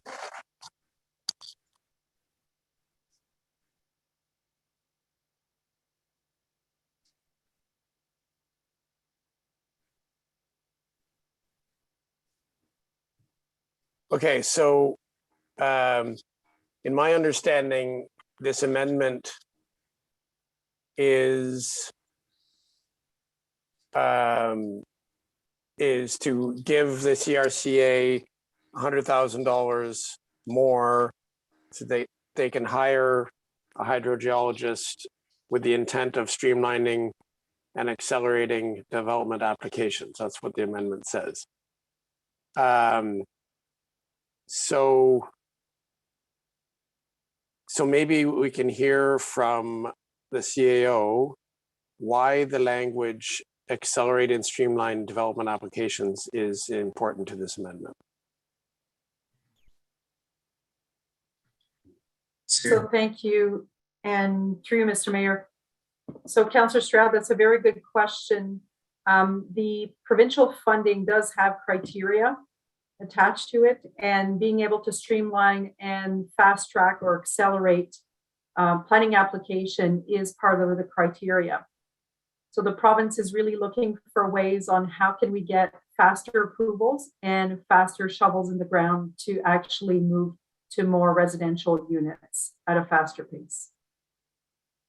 Okay, so do you believe then that allocating this 100,000 to a hydrogeologist at CRCA will achieve this end better than the $100,000 upgrade to DASH?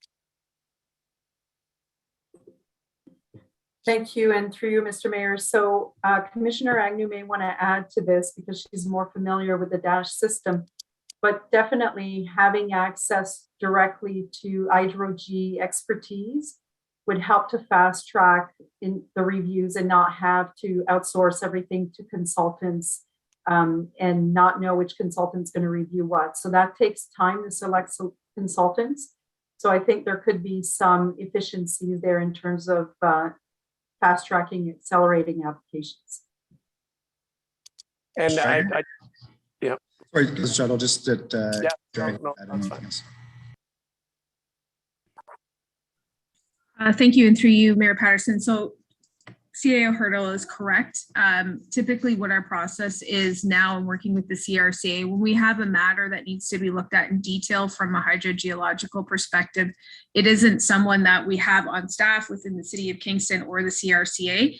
Typically that would happen with respect to a peer review function, and then we're going out to market looking for quotes and then managing independent contracts, which can be really time consuming. Not just on the administrative part up front, but then in terms of managing that third party relationship. So the idea would be that this would give us the ability to proactively have some services available to reduce that time associated with applications that come up. Again, we don't always have a crystal ball on exactly what's going to come up over the next 12 months, but there are some ongoing pieces where I do think this could be of assistance beyond where we are right now. Right. So again, this question is for Commissioner Agnew. So from a planning perspective, not having a hydrogeologist is sometimes the roadblock that is prolonging the application times of certain projects, correct? Thank you, and through you. Certainly that can be true, especially of any type of specialized discipline like hydrogeology, which is a focused area of engineering studies. We have the same type of circumstances sometimes that come up with respect to noise studies. certain things that are specific enough to the point of some counselors' comments where there's not enough work to have somebody on full-time staff all the time, but when we do need them, being able to get to those services in a timely manner is something we struggle with when you're going to market and trying to procure those services on an application by application basis, and then having to go through all of the procurement process individually. Each time it adds a lot of time and expense onto the process for applicants. Okay, yeah, good, because the applicant has to pay for that extra service if it's required.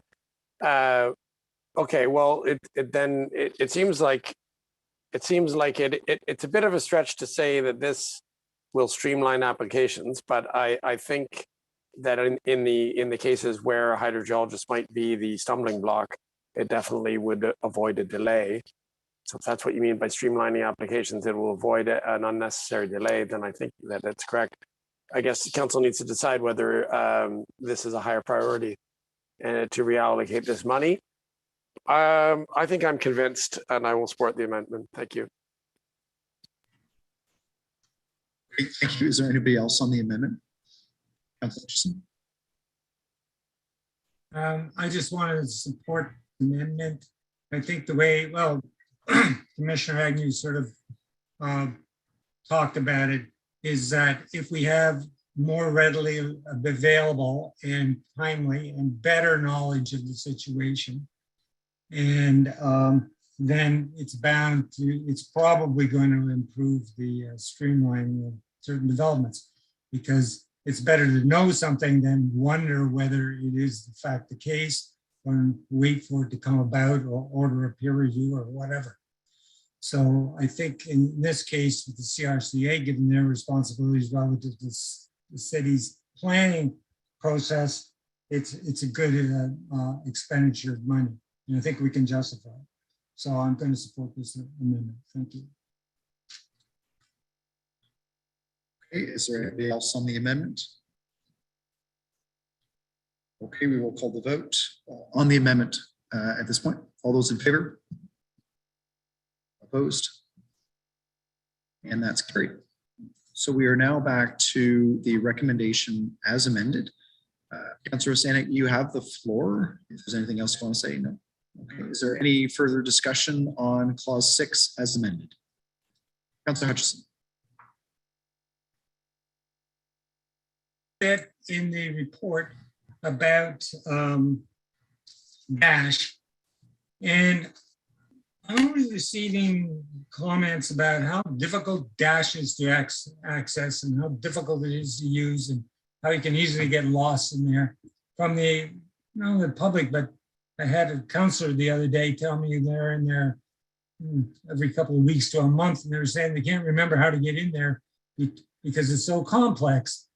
And so I'm wondering if some of this money will, or the changes we're thinking about bringing about, will actually help this problem. Thank you. Thank you, and through you, Mayor Patterson. So certainly a great question, Councillor Hutchison, and you are correct. There are certainly elements to do with the system. It's been in place for planning since 2016, which maybe doesn't seem that long ago, but in the world of technology advancement, it was the city's first use on the planning side of a land management system. And we did our best to configure what used to be a manual paper-based process to a digitized system. But we've learned a lot in the meantime, and we've also received a lot of feedback from applicants that maybe have utilized it for a singular circumstance, and certainly from some of the applicants that may do multiple pieces of business with the city, so they use it more frequently. Part of the work that we're going to be doing is looking at that feedback and targeting those things specifically. So there will be in-process improvements for staff in terms of reducing steps and the complexity of how we complete work in the system. But there will also be user face improvements for the customer, for the applicant themselves, to make it easier for them to navigate the system, and for members of the public to be able to access the information they want associated with planning files. So it'll be doing both things.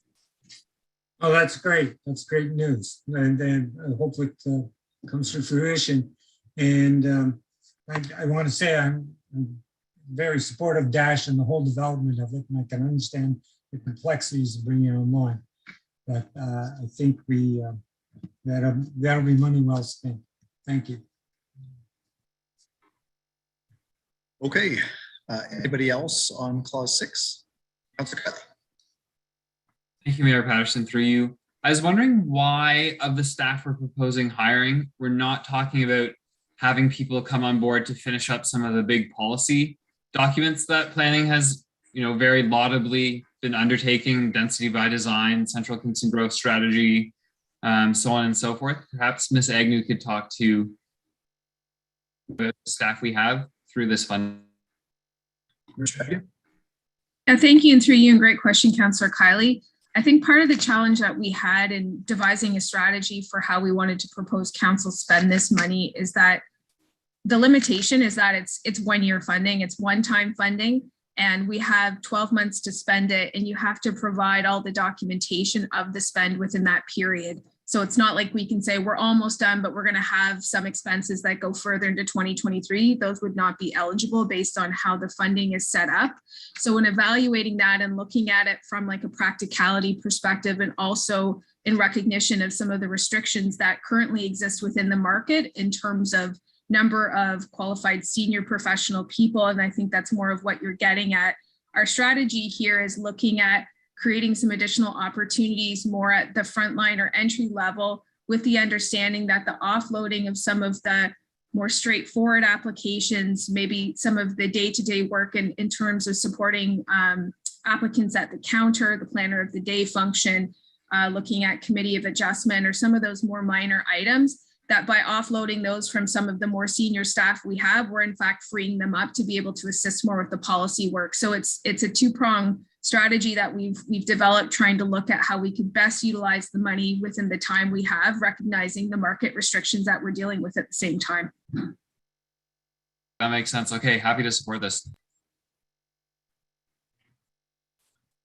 Okay, if there are no other speakers, we will call the vote on clause 6 as amended. All those in favor? Opposed? And that's carried. So that takes us to the end of report number 29. It is 9:06, so we'll take a 10-minute break and reconvene at 9:60.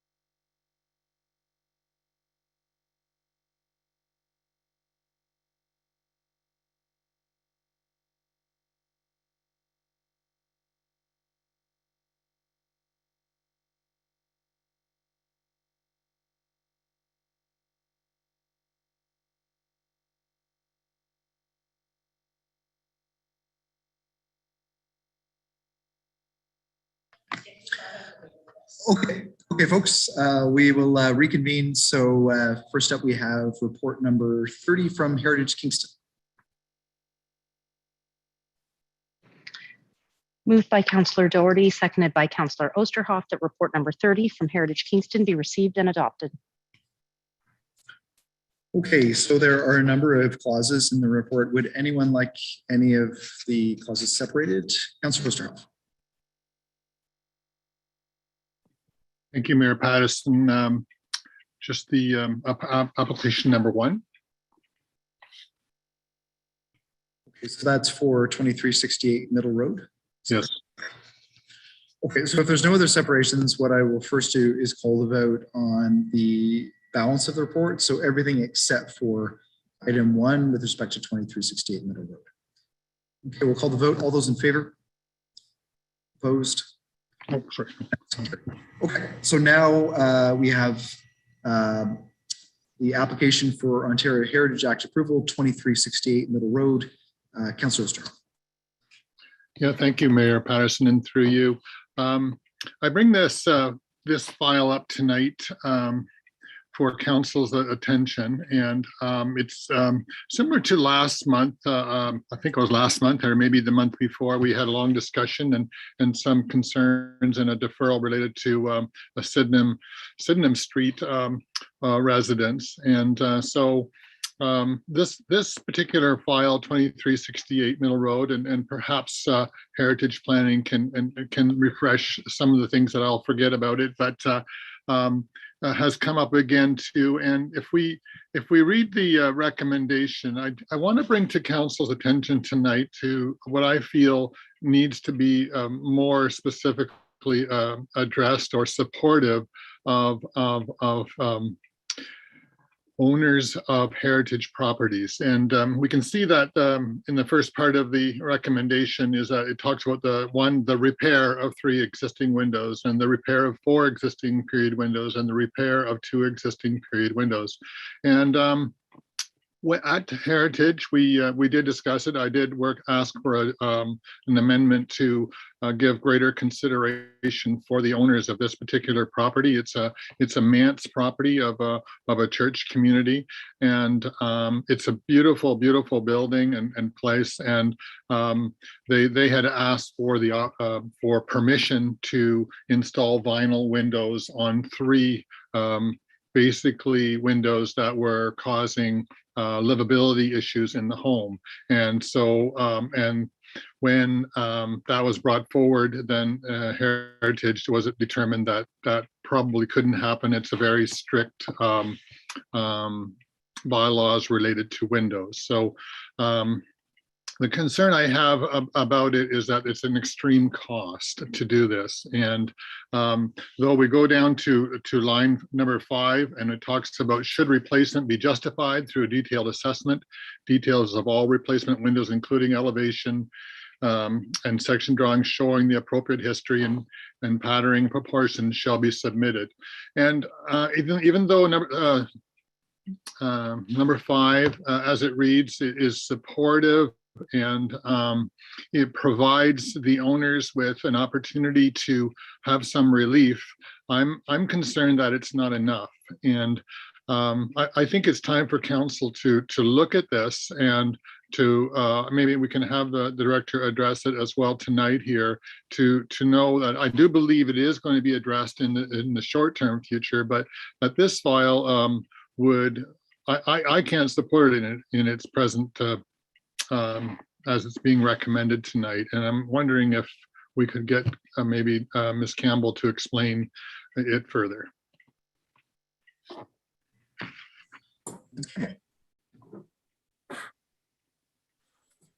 Thank you, and through you, Mayor Patterson, and thank you, Councillor Oosterhoff, for the chance to explain a little bit more about the file that is before council this evening and the recommendation that staff have made.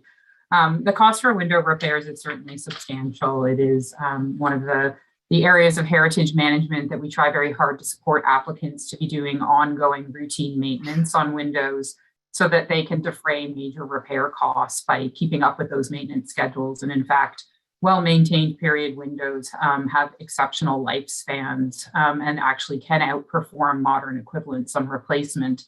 But when you do need to do substantial repairs, they are costly to create those repairs. So the recommendation that's before council does call for the repair of these windows. The conditions, though, do allow for additional discussion about what those repairs will look like.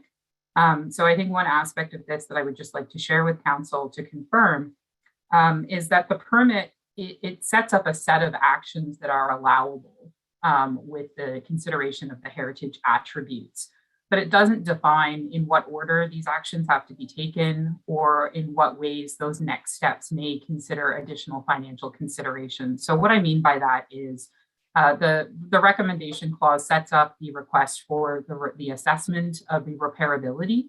We saw one quote on one window on this property at exceptional cost, which set up a very high total quote for the work. And so certainly we want to work with the applicant through this recommendation to get better understandings of every window.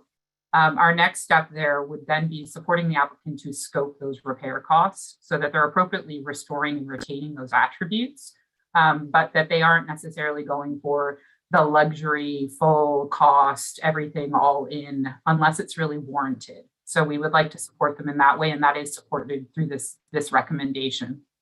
The other aspect that this recommendation will allow as well is alternate repair solutions. There are interior storm options, et cetera. And the recommendation certainly doesn't specify that one repair strategy is approved over another. So we would want to support that. And then finally, I would add the opportunity to continue to apply for grants through the city. There's a $5,000 grant that can also be applied. I don't say all of this to suggest to council that repairing these windows is going to cost less than a vinyl replacement. But it is the position of heritage and, certainly the standard within the heritage field that windows are one of the most essential attributes of heritage properties. And so their repair is an important thing. So I hope that helped Councillor Oosterhoff. If there are things I've missed, I'm happy to address them. Thank you. Yeah, and I'm through Mayor Patterson, if I can continue. I know that's exactly, and I thank you, Ms. Campbell, for preparing it that way. And one of the things I'd like to see us do is categorize buildings, and not all buildings are the same. In Ontario, 9,000 manses like this are going to be at risk, and where they have become unaffordable. And I would think that we might want to consider have categories of these type of buildings. Certainly, this one's a rurally located building. And that we have categories of special considerations of windows that are not visible. And I think that we ought to consider where there might be a negative impact on our objective as heritage, where people won't do the repairs and they'll continue to degrade.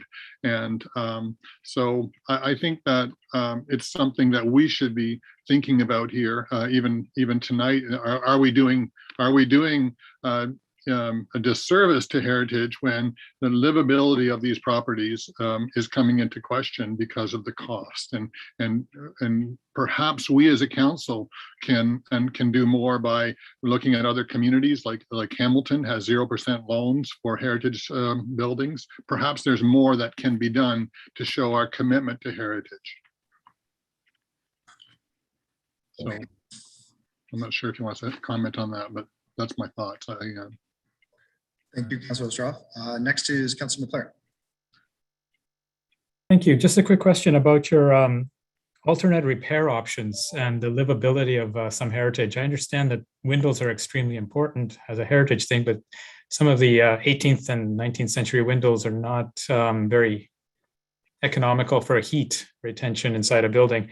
Does that include these alternative repair options, ways of making the inside of the building still, inside of the window, up to modern standards of heat efficiency?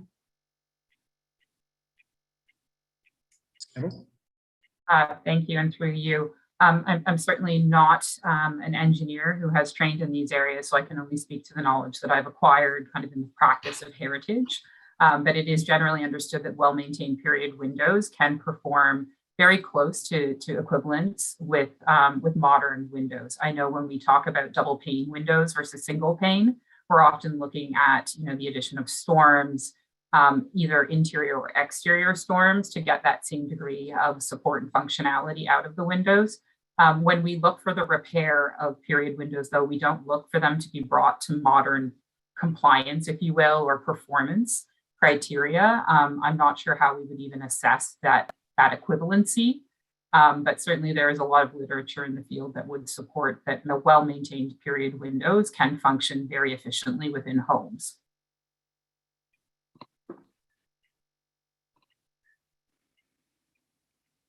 Okay, Councillor Stroud.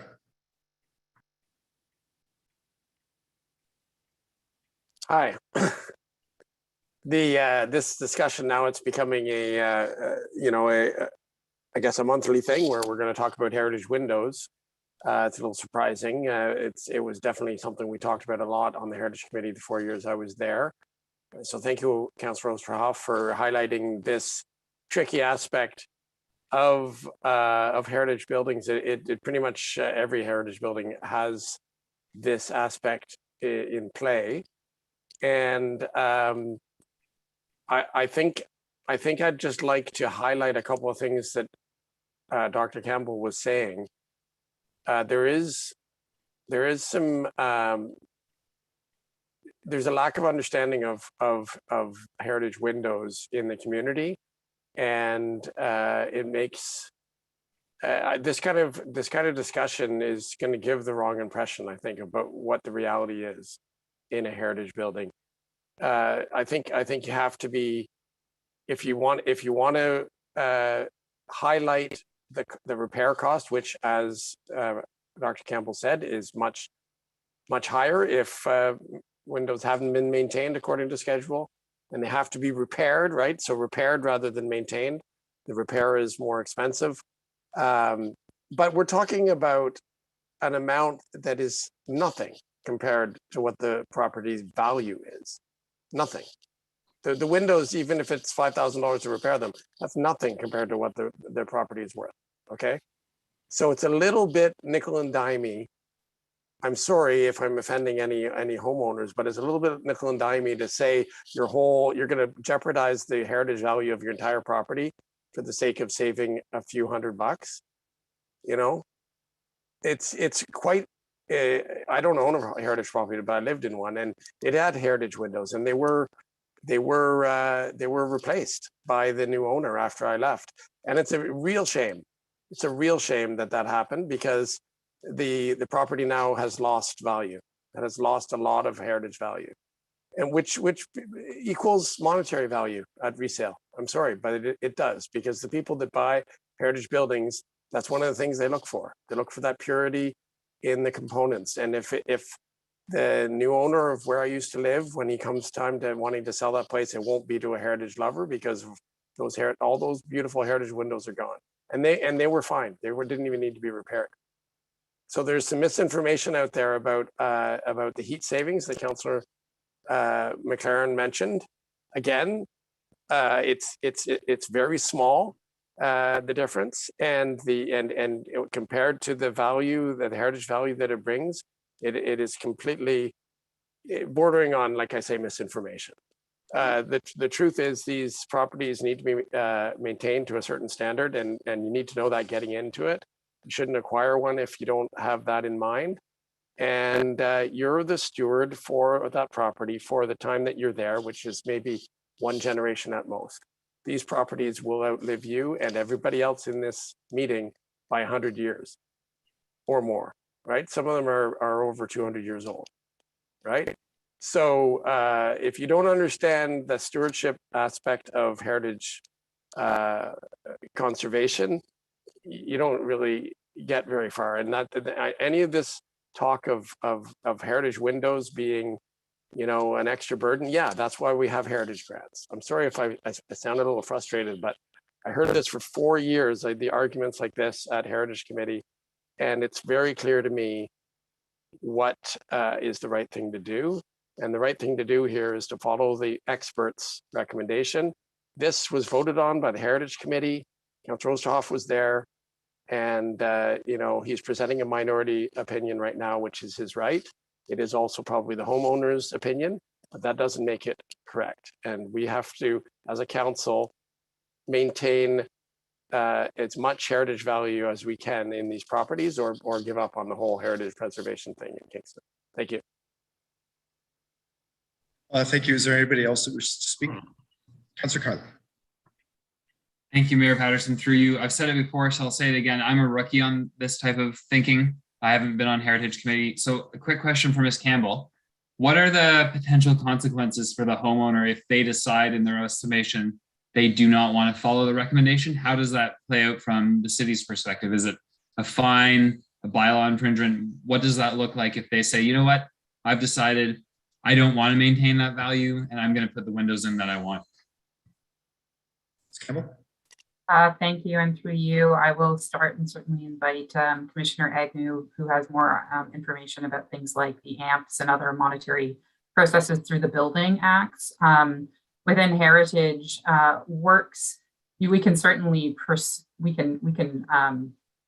could follow up, and we could pursue through legal processes recourse on the matter. You know, the city can complete the work on behalf of an owner per se, and then charge back, but these are not normal processes within Heritage. Our position has never really been one to impose fines on property owners. It's always really been about trying to build community education and understanding about what we're trying to do. I would just add that these property owners are very invested in their property, and they do want to do what is right by the property. They are just, struggling with the lump sum cost, I believe, of the repair, and that's where, as staff, we've been trying to think of ways they could phase the work to address the worst windows first, and build themselves some time through this process to get what they need to get done and also maintain these really important windows. I don't know if Commissioner Agnew has more to add in terms of penalties.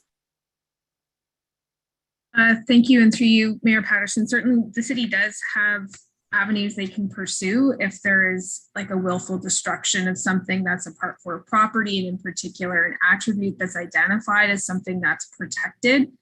There's different mechanisms we would have, but as Dr. Campbell said, our first position is always to try to work with people to build goodwill, education, and stewardship practices, because it's just a really important part of building the culture of respect for heritage, and to have it not be something that people are afraid of, and to take away some of those fears and anxieties, as Councillor Oosterhoff alluded to, because we essentially do need people to become stewards of these properties and continue the investment and the pride of ownership. So it is a balance, but certainly, if we did encounter something where there was willful or knowing destruction of a property, the city does have legal mechanisms that are available to them. Fortunately, we haven't had to do that to a great extent, but they are available if circumstances arise and it's justified and required. Just ask a supplemental, and again, please forgive me, like genuinely, this is very high level, but is the heritage status registered on the deed? In other words, if a person buys a heritage property, do they fall under all the potential regulations that you just spoke to, Ms. Agnew? How does that get transferred to them as they become the owner of a heritage property? Heritage protections are typically implemented by way of a bylaw, and that's registered against the title of the property so that it transfers from owner to owner. And there would be made awareness, certainly through a new real estate transaction, if there are deeds or agreements or bylaws against the title. Those are things that should be in the title search prior to someone making a real estate purchase. But to Jen's point, that's where we're sending out letters and we're trying to build awareness in the community, because some people don't know exactly what they own, especially if it's been a new purchase and they didn't do their due diligence, or it's a generational property that's come down through the family. And again, people not really being connected to what's going on in the city over time. It does happen. So it's always reaching out and trying to provide that information. But yes, there are certainly ways that it is tied to the title of the property so that there is that transfer from property owner over time. It's not just with the original person that was owning it at the time that there was a heritage protection that was put on the property. Okay, great. Yeah, thanks. That actually clarifies exactly what I hope. Thank you. Ms. Kennedy, was there anything that you wanted to add? I just see your hands raised as well. Thank you so much, and through you, I just wanted to add, as Commissioner Agnew, I think, sort of mentioned there a little bit, But just for council's awareness, we did send a letter to every property owner in the city this spring for the first time, or this early winter, to let them know that if they didn't know, and to remind them of the heritage processes and that staff are available. And we've had really great feedback from that. And some property owners, despite making a legal purchase and being told at the time, have never really understood what that meant or looked like for them.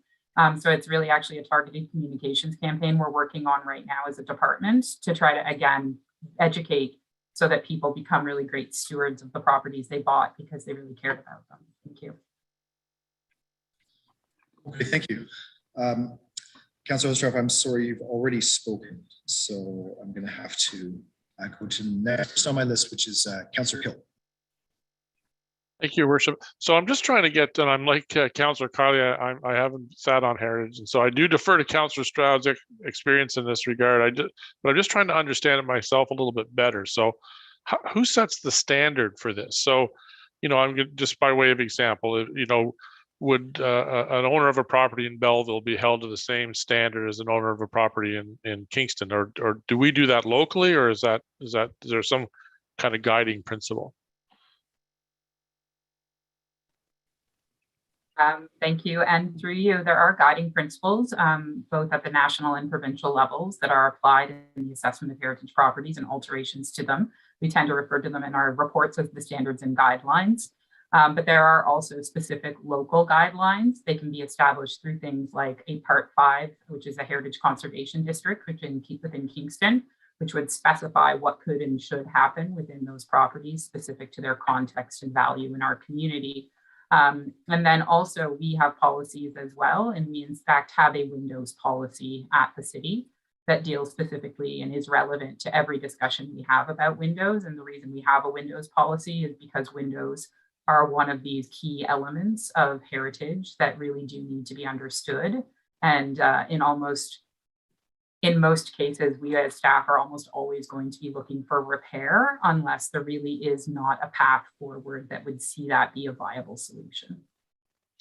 It's interesting because this is strictly anecdotal, but over the years, I've certainly had lots of conversations with people who would say, oh my God, the last thing you want to do is buy a heritage property because of the restrictions and the expense and all of that sort of thing. But it would seem to me, though, that most people going into that kind of a purchase would have a good sense of what they're getting into and the potential costs. Is that like, or is that, do some folks just sort of walk blindly into that? Thank you, and through you. That's a really great question. I certainly can't speak to every property owner's degree of awareness or research that they apply to the property, but as Commissioner Agnew said, in a real estate transaction of that kind, you would be made aware that you had a property. And we certainly do receive outreach and calls from individuals who are looking to purchase new homes, who ask us, can I please see a copy of the bylaw and the designation on my property? Here are some thoughts I have ahead of the purchase on how I may want to work with that property or alter it down the line. So staff are always available to have those supportive calls. And I would say that is increasingly more common, I think, as everyone sort of understands the real estate, perhaps with a greater degree of investigation pre-purchase. And I don't know who might answer this one, but this has not been a limiting factor in terms of the appeal of these properties. These properties move pretty quickly when they go up for sale, despite the restrictions that might be on them. Is that a fair statement? Yes, and through you, again, can't speak to all properties at once, but we do know that the impact values for heritage homes tend to be higher. And certainly the value on heritage properties is in many ways immeasurable, and people who are interested in them certainly do pursue them in the market and look to buy them. Others perhaps avoid them because they don't want to understand or be involved with that care and maintenance. But we certainly don't see a large amount of heritage properties hanging in the market, if you will, looking for an owner or a caretaker. Okay. Thank you very much. Councillor Doherty. Thank you, and through you, Mr. Mayor. I really appreciated all the questions that councillors raised and asked to get a better understanding of this. The conversation around this ad heritage was quite challenging because, as Councillor Oosterhoff said, it is a man's. it's not somebody who bought a beautiful heritage building and with it took on the responsibility of a heritage home. However, as Dr. Campbell explained, that there are policies around windows, and heritage windows actually add a really big part of the character of a heritage home. It really does change a heritage home when the windows are changed to modern windows. But what made this conversation so difficult, it was the prohibitive quote that they received. And I believe that they only received one quote. But there were numerous clauses, as Dr. Campbell explained, that gives various options. So I just want to check in. Did they get any more quotes since, or are they still just looking at the one extremely expensive quote? And are there other plans to actually follow the several steps that you have, which includes repairing and not necessarily that costly kind of correction that I think it created all of this fear, the cost of it, which may not even materialize. Thank you, and through you. We haven't worked through this all with the property owner. We certainly have spoken with them at a high level about the options that are ahead of them. Our most recent discussions have really been waiting for council's decision so that we can appropriately then advise them based on the direction that we receive and the approval that would be coming through council. But once that happens, certainly we have discussed what, as I've outlined to council, we believe those discussions need to include moving forward. And I would expect that they would be seeking some additional estimates on those windows and likely a rescoping of the estimates in terms of the kind of work they asked to have the costing on. What's the process that they would have to go through to apply for some funding for the windows to help out with that? Thank you, and through you, Mr. Mayor. We have already shared with them the process of applying for the Heritage Properties Grant with the City of Kingston. That grant application is due on March 31st. It's then assessed based on the applicant pool, and if they were successful, they would receive up to $5,000. And so that is the process that we have available through the city's mechanisms.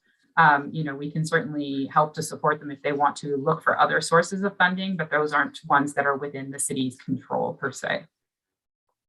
Thank you. So as I mentioned earlier, it was a really hard conversation. Nobody on the Heritage Committee wants to create a huge financial burden for any homeowner, but it is our job to protect heritage. There are numerous approaches that the staff's recommendation mentions, including repairs. And what we had at the time of the decision was also just one quote. And anybody who's done any kind of building and renovations knows that you need more than at least 3 quotes so that you actually know what it is that you're faced with. Again, on heritage, our job is actually to protect heritage. So I will support staff's recommendation.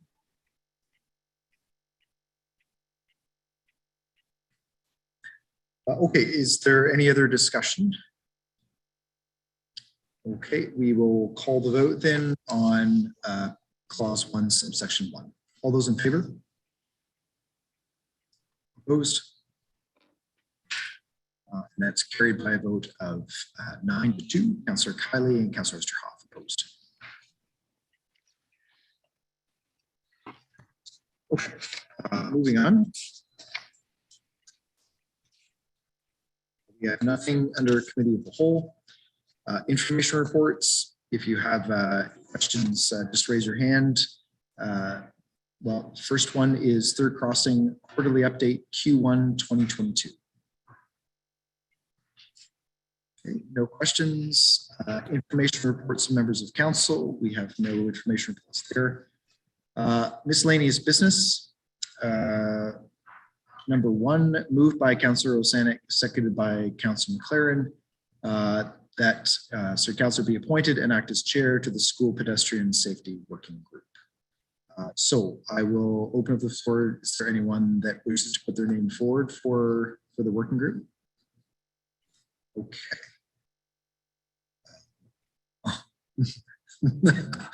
Okay. So I saw Councillor Hill's hand, Councillor McLaren's hand, Councillor Osanik's hand, and Councillor Holland's hand. So are there any points of order? So did I get it right that all four of you would like to put your name forward for this? Is that right? No. Okay. So maybe I'll go to Councillor Osanik first. Councillor Osanik, is it a point of order or? No, not a point of order. Do you want to go, Councillor Holland? Wait, Councillor Holland, were you putting up your hand to also like to be on the working group? No, I just had a question. Oh, Okay. So maybe we'll field questions first. That's fine. Councillor Hall, Deputy Mayor Hall. Thanks, Your Worship. Yeah. So the question really is more, I mean, I'm very happy to see this is moving quickly, but I think it would be good to have a bit of a sense of what will be happening, or do we get, we've approved the terms of reference, but you know, what will be coming of this group? It would be good to know. It's just a little bit about the timelines. So I think that the motion that we passed at our last meeting had a timeline of reporting back to council. I think it was Q2, but Commissioner Joyce, can you just confirm that? Yeah, so the motion has the working group coming back to EITP by the end of Q2, so by June 30th. Okay, so I'm just curious then, I guess this is to staff through you, Mayor Patterson. So all the previous work that has been done regarding school safety in school zones, pedestrians, etc., that has filtered through to staff from council or however, will that somehow be incorporated in some of the discussions at the outset of this group, with this working group, or will there be, are we starting fresh with consultation? Because just since the announcement of this group, there is a lot of public interest, and there has been a lot of public interest in this issue for a long time. So I'm just wondering how best to make sure that information gets included. Thank you, Councillor Holland, and through you, Your Worship. So all of the work that has been done, so the intention will be that all is part and parcel of the working group mandate. There's been a lot of communications. There's been a lot of suggestions that have come in since the announcement of the group, and even prior to that, of course. All of that is getting filtered in through the transportation group, and Director Semple will be ensuring that the working group is getting all of that information, because it is a multitude of schools we're getting concerns about.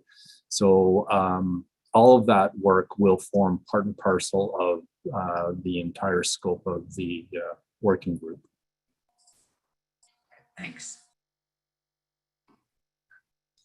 Okay, so just to clarify, then there are two councillors that have put their name forward. Councillor Hill and Councillor McLaren. Councillor Osanik. Yes, thank you, Your Worship. So I just wondered if we could go through the process then, since there's two councillors interested. Plus, we know there's a lot of parent councils that want to get involved, and we have the school board. It might be difficult for one councillor. We can still have one councillor chair, but it's a lot for one councillor, to try to filter all the information and bring it back to June. It might be better to have two councillors on the working group, which is what I'm getting at. And I just wondered if I could have the assistance of the clerk's office to figure out if we could actually have then two councillors on this working group, if council supports that or not. Okay, so if that's the way that you would like to go, Councillor Osanik, here's what would need to happen. So because the motion that we passed at the last meeting specified one councillor, what you would first need to do is, you would need to waive our procedural bylaw in order to introduce a motion of reconsideration. Then we would need to vote on a motion of reconsideration, then put your motion back on the floor that we passed at our last meeting. then amend that motion, then pass that motion as amended, then return to this miscellaneous business motion and amend this motion to add a second answer. So it can be done. It's just, it requires a few steps. So it can be done, but that would be the first step. If you want to go down that route, then we can sort of walk you through it. Yeah. So it's a good thing we all had a washroom break half an hour ago. This now. And sorry to put council through this at 9:52 p.m. But I kind of want to do it. I do want to do this. So here would be step one. So first I need a motion to waive clauses 13.29 and 13.34 of our procedural bylaw to allow for a new motion to be put on the floor on the spot. So it's moved by Councillor Senek. Is there a seconder? Seconded by Councillor McLaren. Okay, so this requires a 2/3 vote to pass. Okay, everyone's clear? Okay, all those in favor? Opposed? And that carries by a vote of 10-1. Councillor Stroud opposed. Okay, so now Councillor Senek, you can put forward a motion of reconsideration to reconsider new motion number, I think it was new motion number 1 from our previous council meeting. So a motion of reconsideration moved by yourself. Is there a seconder? Seconded by Councillor Hutchison. Okay. Again, requires 2/3 vote to pass. The mover and the seconder can speak briefly to the motion of reconsideration before we call the vote. Councillor Senek, you've sort of already spoken to it, but is there anything else you want to say? No, I just think 2 councillors can try to help with this working group. Okay. So we will call the vote then on the motion of reconsideration. And again, just to be clear, this would put Councillor Senek's motion from the last council meeting back on the floor. Okay, we'll call the vote. All those in favor? Opposed? That's carried by a vote of 10-1. Councillor Stroud opposed. Okay, so now the motion is back on the floor. This is the motion that we passed at our last council meeting. At this point, Councillor Senek, you can put forward a motion to amend that motion. Yes, so I put forward the motion to amend to allow 2 councillors on the working group, 1 being the chair. Okay. Is there a seconder? Seconded by Councillor Doherty. Okay, everyone's clear? Okay. Ordinarily, I would ask for all this put in writing, but I think people understand what's going on here. So now we have a motion to amend that motion that we would move from having 1 councillor sit on that working group to 2 councillors. Okay, is there anyone that wishes to speak to the amendment? Okay, seeing none, we will call the vote on the motion to amend. All those in favor? Opposed? That's carried by a vote of 10-1. Councillor Stroud opposed.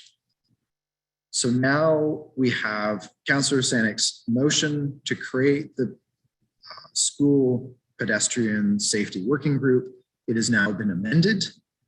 Any discussion? Okay, so now we will call the vote on the motion as amended. All those in favor? Opposed? And that's carried by a vote of 10-1. Councillor Stroud opposed. Okay, so now we have miscellaneous business motion number 1. Now we will need an amendment.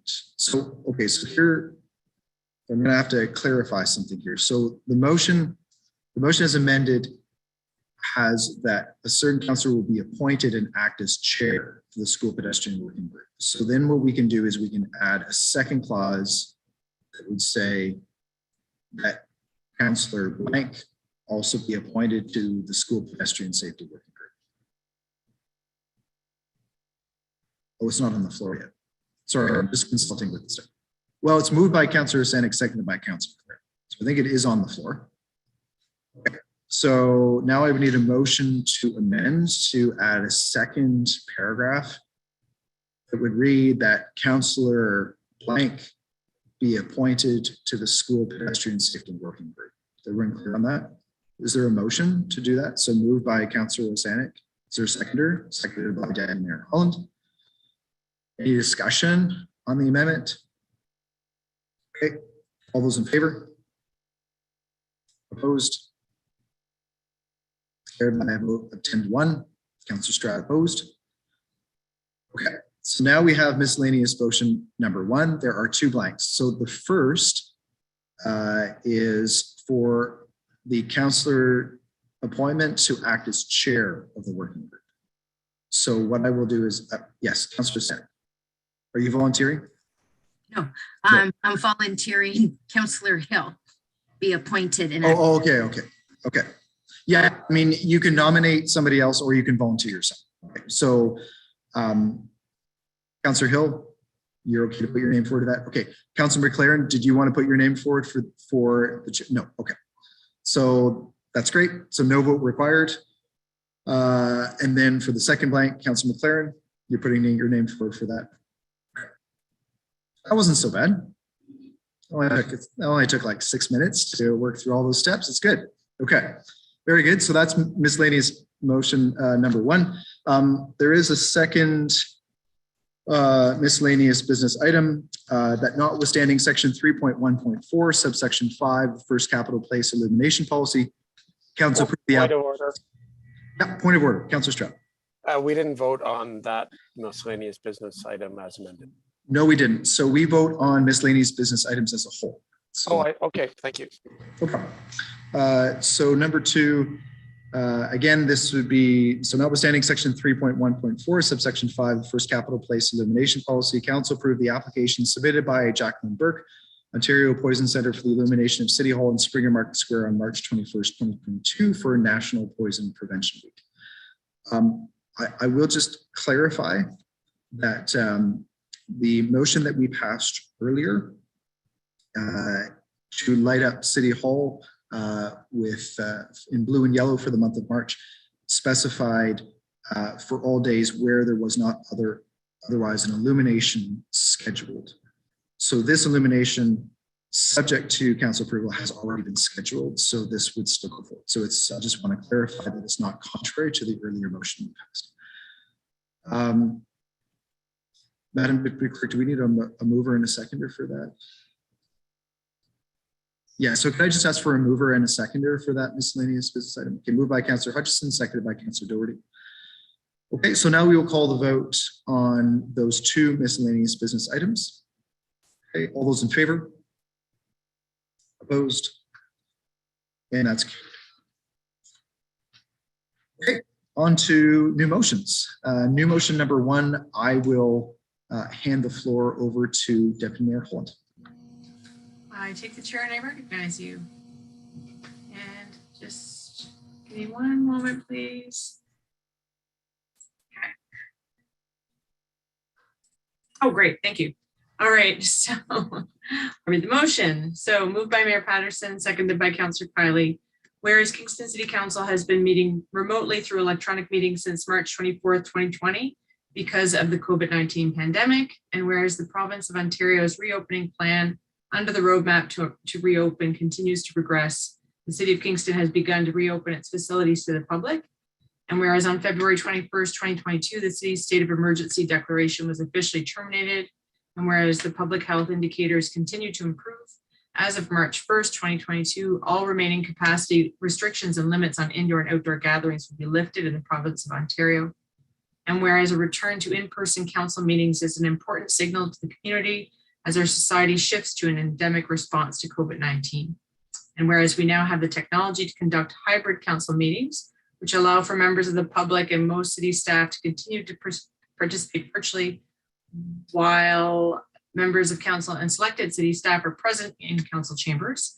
And whereas Kingston, Frontenac, Lennox, and Addington Public Health has been consulted with respect to a return to in-person meetings and is fully supportive of this move.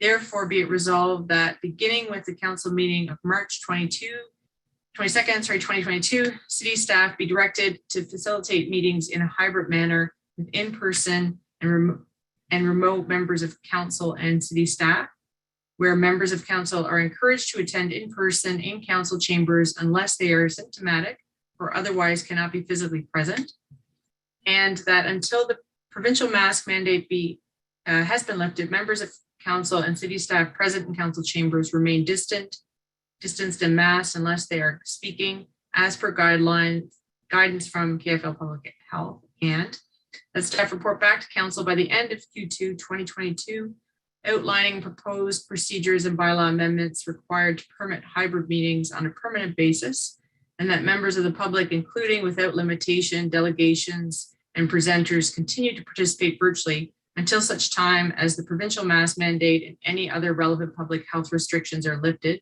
as determined by the city clerk in consultation with KFLNA, and that staff be directed to transition the implementation of the option for hybrid meetings for standing committees and citizen advisory committees in Q2 2022, and that staff be further directed to do all things necessary to give effect to this motion. I think that's it. Okay, so Mayor Patterson. Thank you very much, Deputy Mayor. So it was almost exactly 2 years ago that we had our last in-person council meeting here in council chambers. That was the last time that council has been in the same room together. And we know back in March of 2020 that when the pandemic hit, that there was a moment of leadership required to signal to the community that we had to change the way that we conducted business because of the necessity of the public health restrictions in order to slow the spread of COVID-19. So we made the decision to switch to a virtual format for our council meetings, and we have done so ever since for the last 2 years. So I would suggest that now, today, Ontario has now lifted all capacity limits. Most COVID restrictions have now been lifted. On the other side of the Omicron variant, as we transition now from pandemic to endemic, I think that now is the right time for another moment of leadership. And in this case, it's transition back to in-person. I think again, as a signal down to our community, that now it's time to gather again. And I think that, you know, although distancing and doing everything virtual was very important for the safety of our community, I think that there are also real advantages to being able to gather in the same room together. So that is really the impetus for this motion. I've discussed it at length with Dr. Oglaza, who's publicly confirmed his support for this. And as the motion specifies, just to be clear, this would really be in a staged approach. So it's very possible that the mask mandate, so the remaining COVID-19 restrictions, may be lifted very soon. So until that happens, we would be council and selected staff here in council chambers.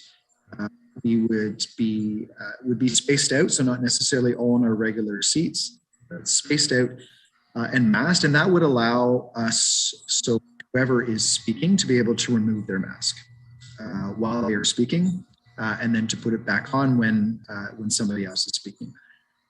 That would only be the case, again, until once the provincial mask mandate lifts, then essentially things would be able to more or less go back to the way they were a couple of years ago. The only thing I will say is that although this motion would certainly encourage members of council to come back in person, nobody would be forced to do so.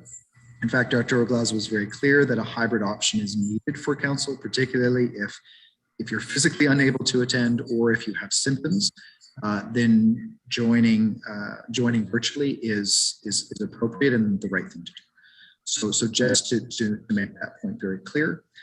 And then the other point that I will say is I know that there's lots of other details to be worked out in terms of standing committees and and all those details. And so the motion is really not trying to get into that level of detail. It simply provides direction for staff to be able to work with those details and come back to council with a plan for that. So this is really, in some sense, just simply a motion asking council to take that first symbolic step back to me.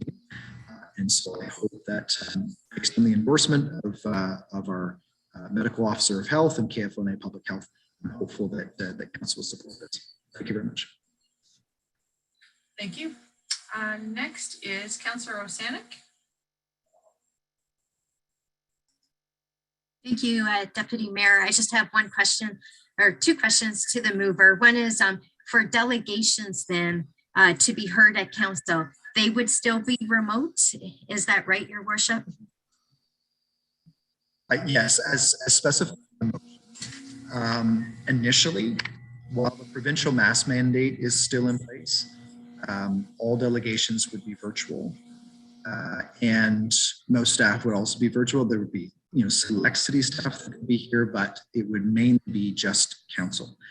Once the provincial mask mandate lifts, I know that clerk staff are working hard to ensure that that hybrid option is still available, so that delegations, will always be able to join virtually if they want, but then there will also be the option for them to appear in person as well. Okay, that's great. And then my second question, just for clarification for anyone listening, because I was a little bit confused at the beginning. So if we come back to council chambers on March 22nd, 2 days later, we have like planning committee, for example. So that's a standing committee. And so all the standing committees remain virtual for the time being until further down into Q2, we can figure out how to do that. Is that correct? Mayor Patterson? Or whomever? I think that was a yes. Okay.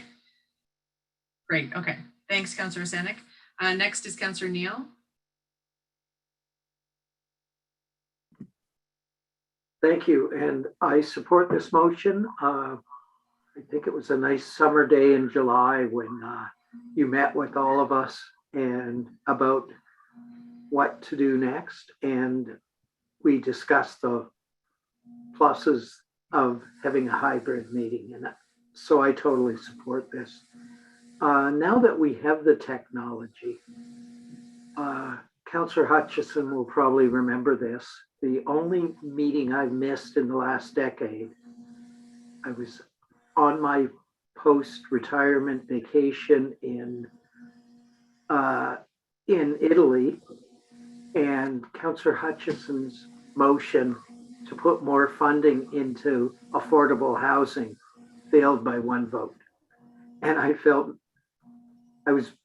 very badly about that. And I'm just wondering, considering the fact that we all at various times in our busy lives may miss a council meeting, is there perhaps we can consider, now that we have the technology, allowing hybrid meetings so that if somebody's in Ottawa or at a conference or whatever, they can find a couple hours and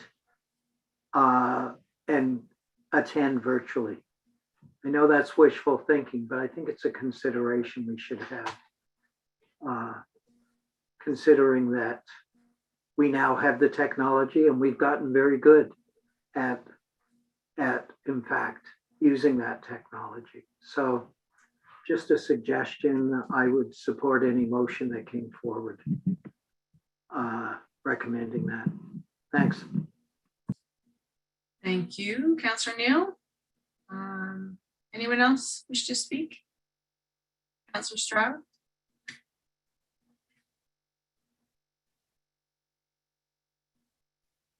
Thank you, Madam Deputy Mayor.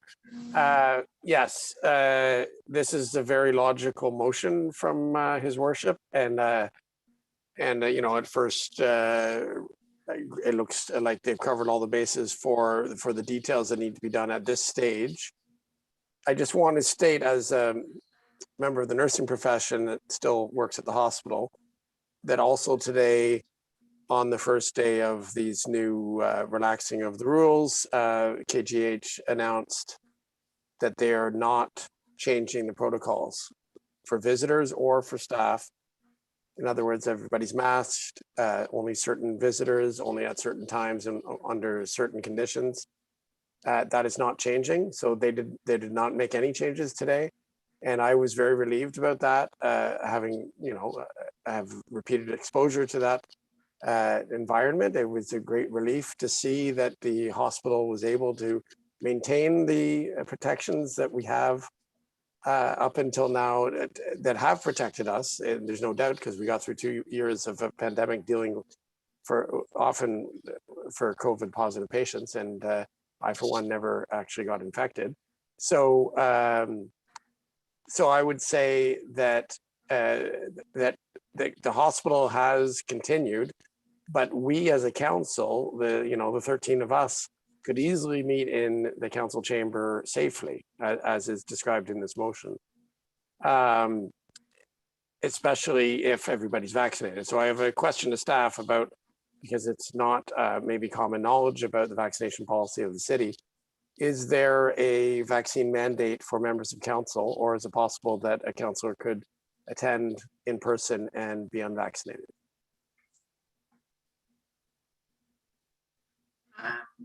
Okay, I'm looking to Commissioner, sorry, CEO Hurdle. Oh, go ahead. Thank you, and through you, Madam Deputy Mayor. So we do have a policy, and it applies to members of council as well. So members of council either have to be fully vaccinated, or they can actually be tested before coming to City Hall for meetings. So the same rules would apply to members of council as we currently use for our city staff, which is basically, if they're not fully vaccinated, they do have to do a rapid test before coming into City Hall. Okay, so an unvaccinated member of council can attend, but as long as they take a rapid test first, which is the city policy. I knew that, but I wanted it just stated for the public record. In other words, the city doesn't have a strict vaccine mandate. What we have is an extra step that non-unvaccinated people have to go through to attend in person. Now, as a nurse, I care for unvaccinated patients, and I take precautions, and I manage to avoid infection. So I'm comfortable with the in-person meeting regardless. But I think that the rest of you need to be aware that you may be sharing space with an unvaccinated person. It may not be a risk, because if they've tested negative on their rapid test, they're less likely to be carrying the virus. But of course, nothing is 100%. It's just an extra level of protection. Think of the rapid test as another mask that you wear. It reduces the chance of transmission. So I think that the risk is very low. I'm comfortable with it as a healthcare professional. I will support the motion, but there is no magic wand that you can wave on March 1st that suddenly changes anything. The virus isn't listening to any of this conversation. The virus is still out there, and the virus is still infecting people, and the virus will still kill people if you let your guard down. So that is, I think, the messaging we have to stick to. If we're going to do this, we have to accompany it with clear messaging that precautions need to continue, like the hospital has done, and like we would be doing with the masks until the mask mandate is removed, and also the distancing and everything else, hand washing, because you can't just snap your fingers and pretend that the virus disappeared, because that's not actually the reality. Thank you. Thank you. Councillor Hutchison. I just have a question about one of the results clauses, in which it indicates that we would do hybrid meetings, and I can see that's fine. But are we making a decision about that for the future, or are we open for that coming up for discussion later? I recognize we have to move forward and see what we can do and see what the results are. With the provisos that Councillor Strauss so nicely filled in. But I'm a little edgy about saying that hybrid meetings, I have doubts about hybrid meetings working in the mid to long term. So I'm just wondering what it meant, like how binding or how directive is that resolve clause? Mayor Patterson, do you wish to speak? Thank you.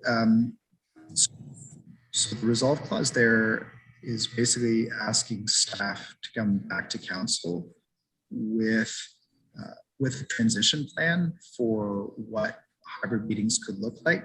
So I would suggest that that would be the time where council can ask questions, and ultimately it would be subject to council approval. So it is certainly, I think, if you have concerns, Councillor Justin, I think that would be the appropriate time to be able to discuss and ask questions of staff.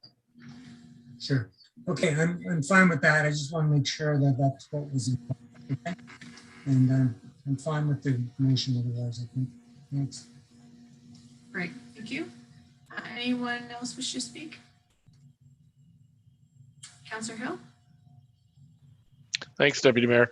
You know, it's I'm really glad to see this motion, and you know, you probably have heard me express that already. You know, it's I think somewhat naively in the beginning days of this, I expected that you know, there would be a declaration day that this pandemic is over, and somewhere in the distance we would hear the trumpets blaring, and we would all kind of march, you know, hand in hand back into City Hall. I guess clearly that's not going to be the way this ends, but I do think, you know, despite that, and it's been very trying. I think the worst part of this pandemic has been the last couple of months. And this, I think, is really a hopeful sign to the community that we can manage this, that we can begin to, you know, get back to some level of normal. I certainly agree with what Councillor Stroud said. You know, this is not, does not mean that the virus is not here. It is here. We're still going to have to manage that and work with it, but we are clearly learning how to do that. And I think, you know, it's a good example to our community that we're with them. You know, most of our community has, and I think Councillor Osanek talked about it earlier today, that people have gone back into the workplace. They've gone back into their schools. Merchants are starting to open again. We're going to see a lot more happen. I hope it's not hasty, what we see happen in the community. I'm glad to see that we're going to continue to use the rules that have been laid out for staff. I think it makes a lot of sense for us. But I do think it's an important moment, a hopeful moment in our community as we kind of begin to emerge from this. And so I really endorse this and welcome it, and certainly I will be supporting it. So thank you for bringing it forward. Thank you. Anyone else wish to speak? Okay. Seeing none, we will go to the vote. All those in favor? Opposed?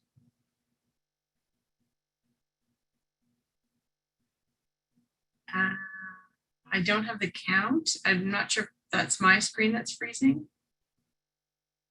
Mr. Clerk, if you are okay with the vote, that would be great. You could let me know. To you, Madam Chair, the motion passed unanimously. Excellent. Thanks very much. I return the chair. Great. Thank you very much, Deputy Mayor Holland. So with that, we'll move to new motion number 2. Moved by Councillor Kiley, seconded by Councillor Hill.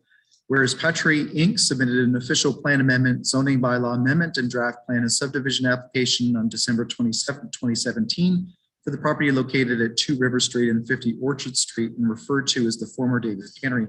Whereas these land use applications are complex with various provincial and municipal policy implications, whereas 2 public meetings have been held on March 28, 2018 and August 5, 2021, which is typical for complex land use applications when significant changes to the site design have been made following application submission and prior to a final recommendation from planning staff. And whereas many members of the public have continued to raise concerns and have requested additional opportunities to provide comments in regard to the proposed land use applications, the appropriate result, the council direct planning staff to hold a 3rd public meeting for the official plan amendment, zoning bylaw amendment, and draft plan and subdivision applications for the property located at 2 River Street and 50 Orchard Streets, known as the former Davis Tannery, prior to bringing forth a comprehensive report to Planning Committee. Councillor Kiley, you have the floor. Thank you so much, Mayor Patterson. And through you, I'll be brief in my introductory comments and then perhaps conclude with a few additional ones if questions come up from colleagues here tonight. But in short, as chair of the planning committee and with the support of the vice chair of the planning committee, it's our estimation that due to the complexity of the file and due to the fact that, as we've heard from staff, there are various policy considerations that are perhaps unique, if not in Kingston, maybe across all of Ontario in what we're dealing with here. We think that it'd be wise to have an opportunity to hear once more from the applicant and to give an opportunity for members of the public, as it says in the motion, to voice further opinions on how we move forward. So all we're asking for is that opportunity formally through a public meeting. It's beyond what the Planning Act requires, that much is clear, and that's why we're seeking council direction to do that. So I'll leave it at that. I know that many of you have received a number of very well-considered and evidence-based suggestions and comments on the file, and we're just hoping to have that opportunity to air them going forward before we see the comprehensive. So I hope that we can all vote in favor of this for some more public participation, and again, an opportunity to hear from the applicant on some of the nuances and the challenges that we might face making a final decision. Thank you. Okay, thank you. Next is Councillor Neal. As I've asked previously, since this is a non-statutory meeting, this is a question for Ms. Agnew. We'll still abide by the notification rules that we normally do for any of our public meetings. So we'll contact people who have written to us on this topic and those within the 120 meters. Is that accurate? Commissioner Ivey? Thank you, and through you, Mayor Patterson. That's correct, Councillor Neal. So should council support this motion tonight, staff are prepared to be able to move forward to give proper notice of this public meeting for March 24th. So there'll be notices that will be going out 20 days in advance. They're circulated to people within a certain proximity to the property, plus anybody that's expressed their opinion before on the public record, either by writing or a verbal submission. And we also put courtesy notices in the Wake Standard and advertisements on the website. So we'll be doing all the same things that we do for a statutory public meeting, even though this is technically non-statutory. I appreciate that.